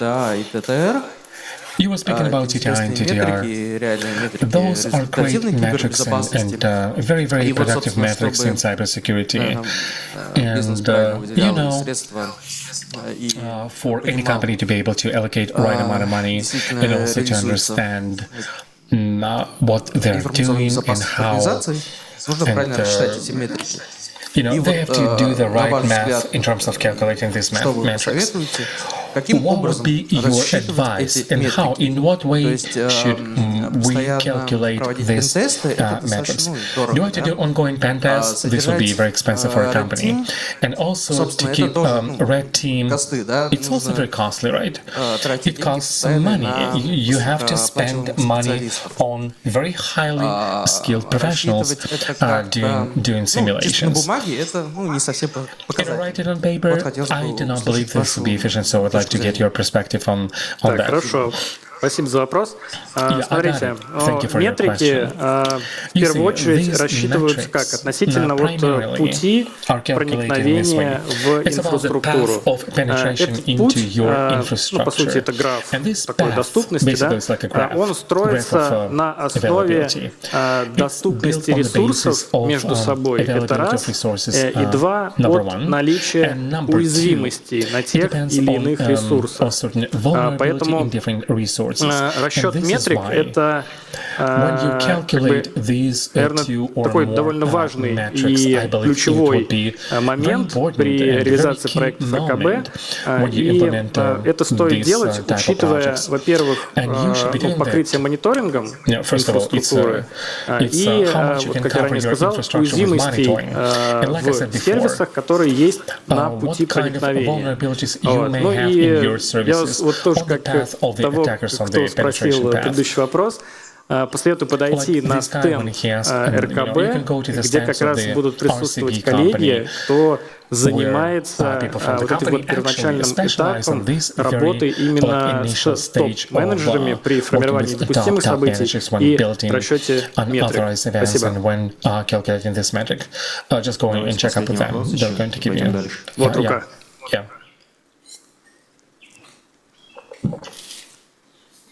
Заставил побегать. I made you running quite a lot here with the mic. Добрый день, спасибо за доклад, очень интересно. Thank you for your presentation. У меня вопрос, был слайд, где вы говорили, что изначально нам важно было там время отклика инфраструктуры.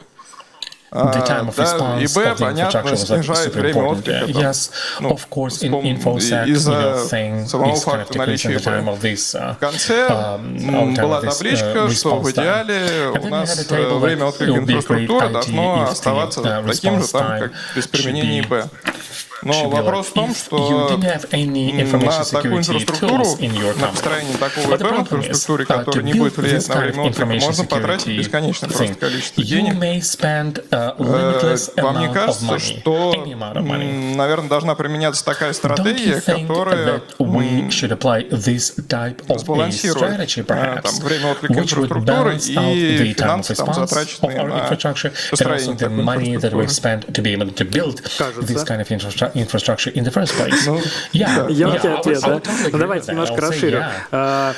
И тоже прорекламирую доклад, который у нас будет сегодня. Сегодня коллеги будут рассказывать как раз вот про взаимодействие команд ИБ и IT, да? Ну, наверное, это такие ключевые команды, на основании деятельности которой строится инфраструктура и, собственно, ИБ. Ну и, естественно, построение эффективной киберзащиты — это диалог. Это диалог, когда ключевые игроки в компании, да, на стороне ИБ договариваются, аргументируя какими-то определенными тезисами те или иные действия, которые будут в инфраструктуре проведены и к чему это приведет. Естественно, бизнес, да, заинтересован, чтобы лучший ИБ — это ИБ, которую не видно, да, но при этом ИБ должна защищать бизнес от реализации недопустимых событий. Спасибо. Мне понравился вопрос про время ТТА и ТТР. Книжку сейчас передам. Спасибо. Спасибо, коллеги. Thank you, Alexei. Thanks a lot. Yeah. Следующий спикер у нас Сергей Живоглядов. Был вопрос из зала на какой-то из тем про автоматизацию процесса управления сетевкой, управления там оборудованием ИБ сетевым. И вот как раз Сергей расскажет про пример такого решения. Сергей, Добрый день всем. Меня зовут Сергей Hi everyone, good morning. My name is Sergey Zhivogladov. Добрый день. Меня зовут Сергей Зhivogladov. Я начальник отдела сетевых инфраструктур Гринатом. Не буду акцентироваться, чем занимается Гринатом и Росатом. Попросили без пафоса. Скажу немножко именно о нашем опыте эксплуатации, автоматизации, как мы к этому пришли. И, может быть, где-то поделюсь своей болью, а вы поделитесь своей. My pain and you'll share yours. Расскажем, конечно же, про то, что у нас изначально было и с чем мы работаем. Это почти 2000 устройств сетевых, более 300 межсетевых экранов, большое количество заявок в сервис-деске. Исключительно это только цифра о заявках на реализацию каких-то взаимодействий. И вот следующая цифра, она расскажет чуть более интересно про все это. Цифры кажутся небольшими, пока не начинаешь понимать, что все, что контролирует трафик на каждом из этапов прохождения до конечной точки, until the endpoints, all of this has to be built, it has to connect with the right piece of equipment, and the number of manipulation or actions by the engineer, it's very big. It's very big. And making this into some kind of market job for employees who have very high expertise, and people get tired of it. So we made our own development Atomic Control, Green Atom Control. It helps us to develop this configuration based on documentation, and this config could be spilled over to the two firewalls. 7,000 is the current manipulations on the portal. It goes well beyond what is happening in service desks, and the number is quite impressive. Because all of this is what is, flying like a background.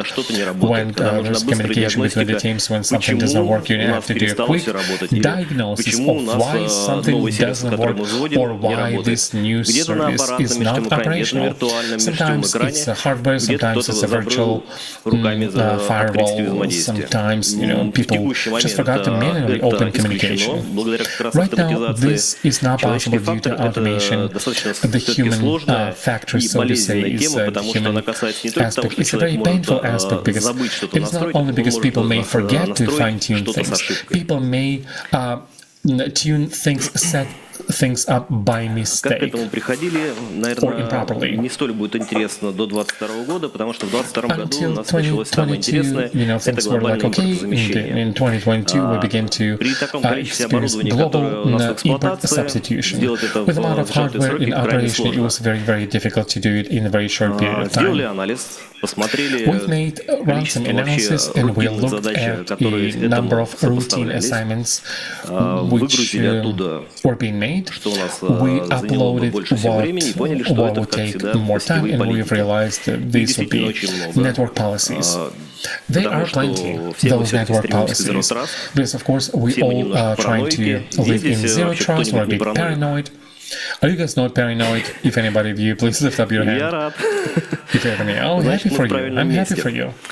Соответственно, сделали автоматизацию для миграции с импортного оборудования на наш отечественное, переезжали мы с чекпоинтов, с гейтов. При этом происходило это все в параллель несколькими командами. Объем трудзатрат, конечно же, был безумный. И без автоматизации я даже не буду гадать, сколько времени бы заняло, потому что, наверное, до сих пор все это делали. В итоге, сейчас у нас это именно полноценный инструмент для эксплуатации, для контроля, для отслеживания изменений и для сокращения market-job у специалистов, которые отвечают за подготовку this kind of jobs with professionals who are responsible for configurations. Now, how all of this is working? Nothing new. Nothing new in terms of visuals. Of course, this would be front end. This would be back end, which is doing all the math. in which has this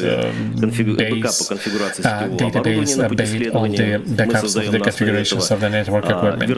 And based on that, we are building a virtual copy of the infrastructure, building graphs on kind of sampling from these configs, routing tables, roadmaps, which is pulling traffic into encryption or let it out depending on the kind of the traffic. A CZE, which is again doing the encryptions, firewalls, which are controlling the access itself per se. And also the access is being analyzed mathematically, like where you can do it, can you go along this path, and maybe at some stage of this path, the traffic should be blocked. And of course, integration. With the authorization service, the system databases where we can get certain data in the system for normal and data enrichment, and for to be able to do the right configurations of the firewalls. It's important to structure possibility of storing these configs in a uniform format. So, irrespectively of what kind of vendor it may be, configuration of all the syntaxes and logics, it may be changing, but all the uploaded configurations are being brought to one unified standards. Sometimes we enrich it so that we can understand what was the basis of opening a certain line of communication, maybe based on the document, regulation, or whatever it may be. All this connection communication was done module by module. We've done it especially so that we would kind of redeploy it in case architecture will be changed. We've done it for ourselves. We try to do our best, of course. I want to thank my team for that. And they began to initiate all that because it was our pain point. We've been working with this, and unless for automation, we would simply be mired and bogged down in this whole operational thing. Now, what are the cases that we've tried to resolve? I'm going to give you a short version, and in the end, I'm going to give like a perfect idea of what we want to achieve, and hopefully, all of you one day will want to see the same story in your case, in your company. Any configuration begins with the paperwork, with the documentation. To standardize all of this, we begin by preparing communication tables, standardized based on some data from existing object groups from centralized services, such as monitoring, antivirus, and what else? Things which are core for new info systems which are being deployed. This would be like a basic set, preparing configurations, and of course it's a multi-vendor support. If on the path of the traffic we have several firewalls with different vendors, for each of these firewalls, we prepare only that piece which would be right for this particular firewall. Uploading the rules for new audit, be it external or internal audit. And also, like I was mentioning before, this would be following changes in configuration. This helps us to, one way or another, whenever audit happens, everybody has situations when you have to delete some old trails, and some legacy things, and we get new tasks all the time. And if a certain service is not available anymore, you want to see who did it, who changed it. You gotta do it fast. You gotta do it on the spot, especially if this is related to some kind of incident of information security. I'll give you a visual on that. Let's just imagine a very small kind of architecture. This would be just one representative architecture with guys, with people sitting on the internet, online, in offices with a dedicated point of entry on some kind of M9, M10 nodes, you name it, in the data centers, and the services located in between those data centers, and components communicating between themselves. Users who are going to these services, and both internal and external. When implementing any technical solution which comes into configuration, it is very important. It is very important to identify all the firewalls on the path of traffic. Manually, usually this would be the person who knows this infrastructure from A to Z. Network pros, they can, even if they don't remember something, they can look at the configuration. Where traffic goes, they go and they check how you block this traffic. But when it's automated, when you have like a 10-page table of these communications, and you simply, it's like a monkey job. You're just doing this into configuration of different vendors. You lose touch. You cannot see it anymore, and the configuration can be bloated. Not all vendors know how to maintain this kind of blocking of overlapping configurations and what have you. Simply, or they do some kind of tools which are not related to this particular thing firewall. Manually, I think it would end up in you when you have to clean it and when you have to upgrade it and make it just better. In our case, we decided to identify only that part of the configuration which complies with the technical solution and which can be blocked by this particular firewall. I mean, out of these 10 pages, we only need to add 2 and 3 lines. That's it. And then you have a hardware part of the firewalls and the virtual, different commands, but also others are using that. Now what it looks like. It's a quite standard, interface and view, but again, the visuals, we decided to make it very convenient for engineers. We kind of projected what an average guy in the company would work with, what kind of challenges and tasks and cases, and we've broken it down into separate modules which do their own functionality. The standard and the main thing would be implementation. We've uploaded a document.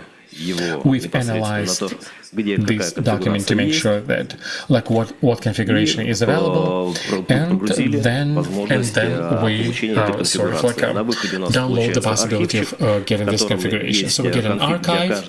In this archive, we have a config for each node where this configuration may be applied. Right now, engineers are making it manually, but in the future, we are going to do it, and in part we did, like automated approach.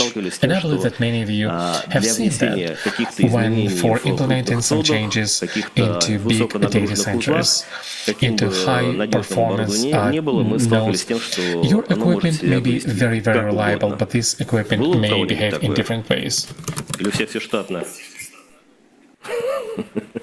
Согласен. Соответственно, чтобы не заставлять людей сидеть допоздна, как мы это любим, чтобы применять изменения в рабочее время, ночами, вечерами, мы хотим прийти к тому, чтобы можно было вносить изменения, накопленные за день сотрудниками, уже по таймингу, и дежурная смена какая-то отслеживает просто, что все изменения докатились, применились, проинсталлировались, и обратно не выдалось никаких ошибок.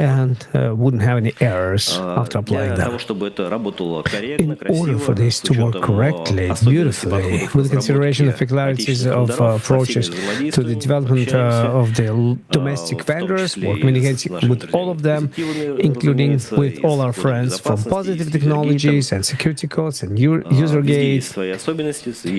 Everywhere there are certain peculiarities, pros and contras, of course. We are not going to look at some ancient firewalls, but we support API with TLS and SSH scripts, and we have a separate module for that, which can be used to download scripts which interrelate with a specific type of equipment. So, who's going to benefit from it? First of all, the first beneficiary, engineer. We've started with it, first of all. Engineer gets an opportunity to spend less time for preparing configurations which are standardized and spend more time for self-development and developing himself as an expert. For the manager, of course, maintaining SLAs, reliability and stability of the infrastructure that is being served, and directors and others. Well, it's more about keeping the inflating the team, which constantly has to be extended, because in our example, we're able to see that every year the increase of the number of objectives is 30-40%. So you have to increase your team just to support the same level every year. And of course, separate thing that we didn't hope for, but we came to it, and we said thanks to the guys who were involved in the deployment of informational systems, reduction of time to market. Previously, inflated spreadsheets gave us 3-4 days just to prepare the configuration, then application, troubleshooting, and we've spent a lot of time for that. I'm not going to read any numbers, but just recently we started calculating them when we've been getting ready for the presentation, and numbers made me happy. To me personally, they were really attractive. It was the proper direction from the point of view of development of the automation, routers, single entry point for the servicing, so that in the future we could minimize the number of the console access to the engineers and reduction of the attack surface to engineers, leakages of certain access. You cannot believe anybody, only me. Немножко про реализованные кейсы расскажу еще. About some cases. Интересная тема, потому что I've been pulling it to the end of my presentation because it's an interesting topic. In the beginning, I mentioned that in the manual mode, when we do the settings, we accumulate cross-sections, we accumulate just doubles, configurations which are not related to this equipment, because engineer maybe 10 years ago made a mistake and he didn't understand it. So this control allows us to do the config analytics and the cross-sections, the relation of the configuration. Maybe behind this brand malware, do you need anything from the internal policies point of view? Of course, this algorithm is very individual in each case. We've been setting it up for ourselves and for specific cases that people came to us with. There was special with the old equipment that could not be replaced, but the number of networking interrelations did not allow for the future exploitation of this infrastructure. Any adding even a line of configuration have destroyed the cluster. And hello, -4 hours of life for the engineer who was making this cluster, was coming to the platform to reinitialize it all, and this was not making anybody happy. After the analysis, cleaning, and understanding that human factor was needed here, automatically we have cleaned and understood where do we have cross-sections, what can be removed immediately, and then engineer, on the basis of this analytics, could clean up afterwards. At the output, we have received reduction of the configuration, and it was normally reflected because during the downtime have reduced during the installation. For some people, this is number which is acceptable, 16 hours, especially those who seen old ones, modern brand models working more effectively, because any change can be demanded at any moment of time, even during the day. Everybody needs everything yesterday and as soon as possible. Another important case is preparing the configuration in principle. This is import substitution. These are two main foundations on the basis of which we've been building and developing all of these. Well, as for the import substitution, I've mentioned it previously, even though I've told you. Parallel migration to several vendors took us a lot of time. For every vendor, we had to individually prepare these scripts. If some new vendors are appearing, we are developing something for them and integrate it into our system. As a separate case, because paranoia have never stopped and never disappeared, we decided to additionally keep ourselves on a safe ground and where else people can try to tackle us. So we decided to make like white page relations for different branches, because every branch can deploy their own systems. In the manual mode, I cannot imagine how many man-hours would be required for that. In our case, 1 week was for the full analysis and application in the key points and further deployment for another nodes and branches on the basis of how can you communicate, boards, protocols, addresses, and cutting away all the unnecessary. I'm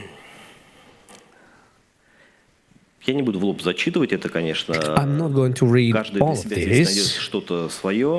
Everybody can find something for themselves, but I see here reduction of the influence of the human factor, and each one of you was able to tackle something. It doesn't matter what kind of an engineer you are. Earlier or later, everybody makes mistakes. So automation is the way from which you cannot avoid. So who, when was changing, on the basis of what things were changed, how did it work previously? Because the classical topic that is known to everybody, yesterday it did work, today it doesn't work. Please figure it out. Who's at fault? No matter who does what, network is always at fault. So it's a cool tool, because you ask, why doesn't it work? And then people start thinking, sending data, then you analyze it, everything's opened up, then you look to the future. Okay, yes, somebody didn't lift something up, and then it is important for new information systems that we introduce into our industry. MVP was completed last year. This year, we are going to realize this as an internal project. I'm speaking about the internal.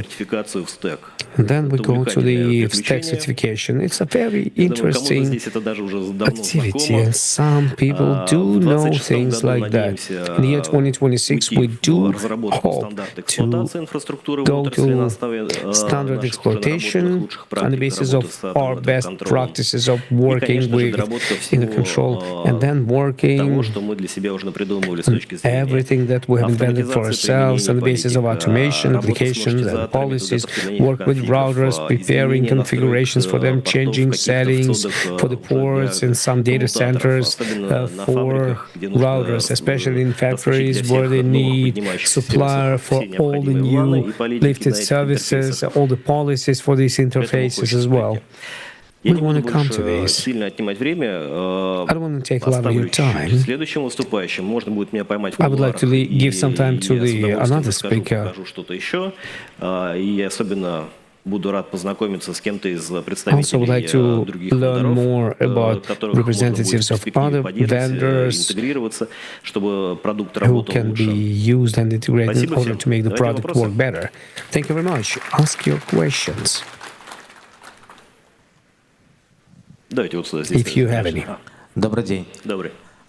Спасибо, было интересно. Thank you. It was Особенно interesting. радует ваш краткий time to market.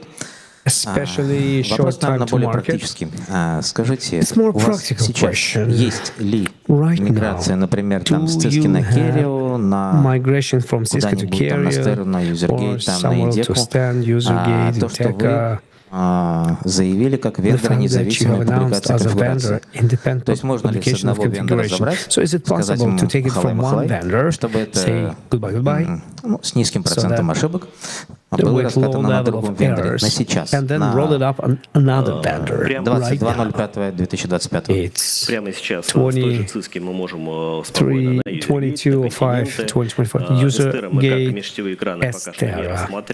As brand Mars, we didn't look at them. как межсетевые экраны нет, а у них As brand Mars, Нет, we эти didn't милые look at люди them. тоже к нам стучатся These иногда, wonderful но people они also очень это делают knocking into таинственно, our поэтому doors, вот but they do it secretly. Сейчас работаем So еще с позитивами, у нас как раз also we work проходит с with ними positive пилот на technologies, основе and we have a последних pilot их project with изменений, them on the basis of поэтому their еще latest скоро будем changes. поддерживать So переход very soon we will на support transition to скажите, вы positive еще as сказали, well. что Tell me, please, you вы also told us счастливы пообщаться that с вендорами, а вот я как бы you конечник. are ready to talk to Вопрос vendors. такой, I'm the конечнику end как это client. можно So the пощупать? question is, end client, Смотрите, how the end client can touch контакты it. на самом деле здесь. Я предлагаю, просто можно будет мне там или Владиславу написать, позвонить, мы отдельно You расскажем. can но write to в me первую or to очередь, Vladislav, but first of all, как продукт сейчас мы это не продаем. as a Мы product, поделились we are not своей selling болью, this. своим счастьем, как мы к этому We шли. shared our happiness, Если все пойдет так, как мы unhappiness. планируем, If то everything is going to be as we are planning, so then since 2026 we will go to the pilots, we will be able to organize some pilot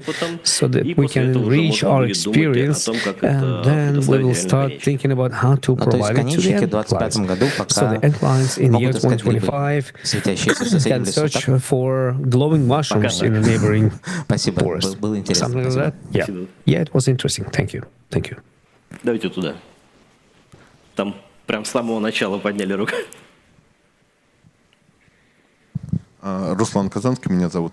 Хотел уточнить такой вопрос. Есть же готовые продукты типа Ansible, которые позволяют решать задачи автоматизации металлического оборудования, вообще конфигурации. Там есть плейбуки и прочие механизмы. Использовали ли вы их раньше? И чем они вас не устроили? Почему вы пришли к написанию собственного кода? Потому что один мудрец сказал, писать так же, как и писать, надо тогда, когда больше не может. Это первый вопрос. И второй, какой язык программирования использовали, например, which programming language did you use, Python or something else? И помогали ли готовые библиотеки, допустим, did you Python use для конкретных libraries вендоров from или Python для for решения specific таких задач, vendors?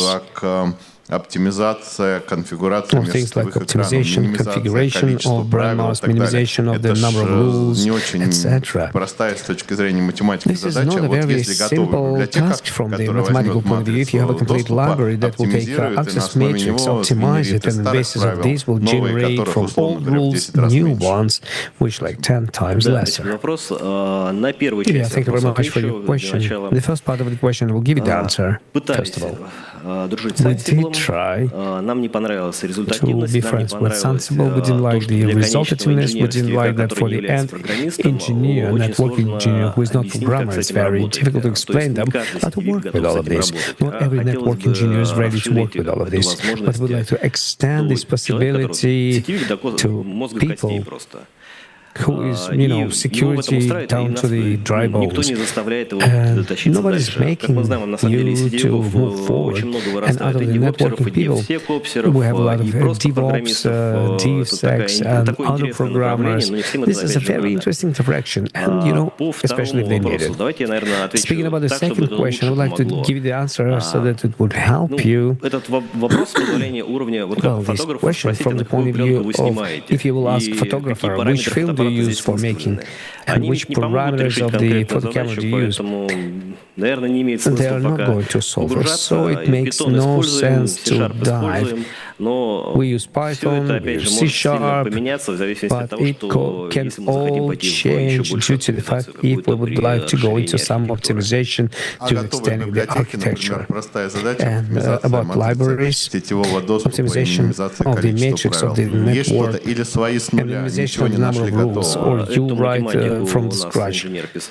This math was written by the engineer. We did use the libraries, but they were more related to the front end. Thank you. More questions? Коллеги, давайте это будет заключительный вопрос, иначе мы еще Let's больше make it the вылетим из final графика. question, otherwise we'll head Остальные out of the вопросы вы, Сергей, schedule. сможете после доклада Other Клары задать. questions?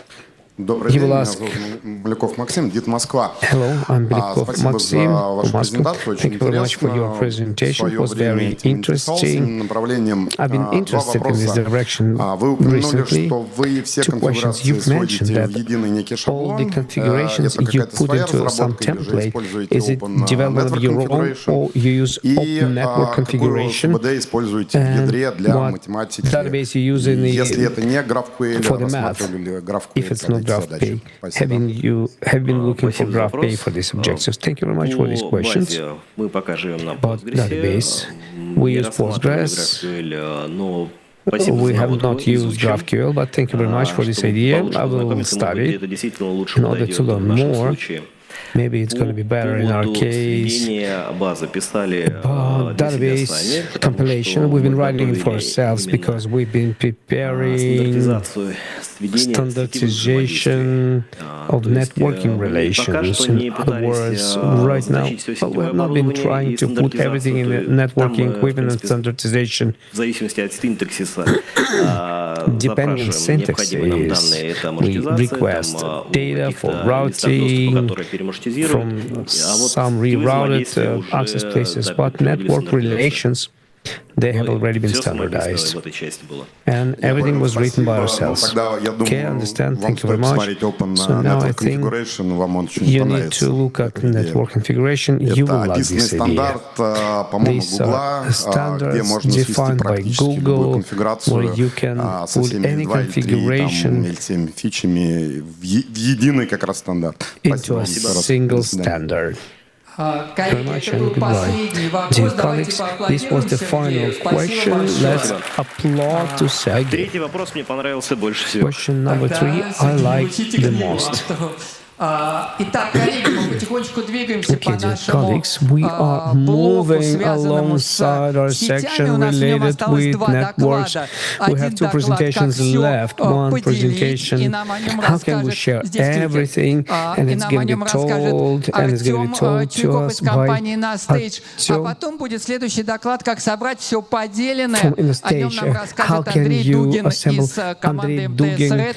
А сейчас я from приглашаю TS Артема. Rate? And right now, Artyom is invited to the stage for his presentation, Segmenting and Zoning Local Network.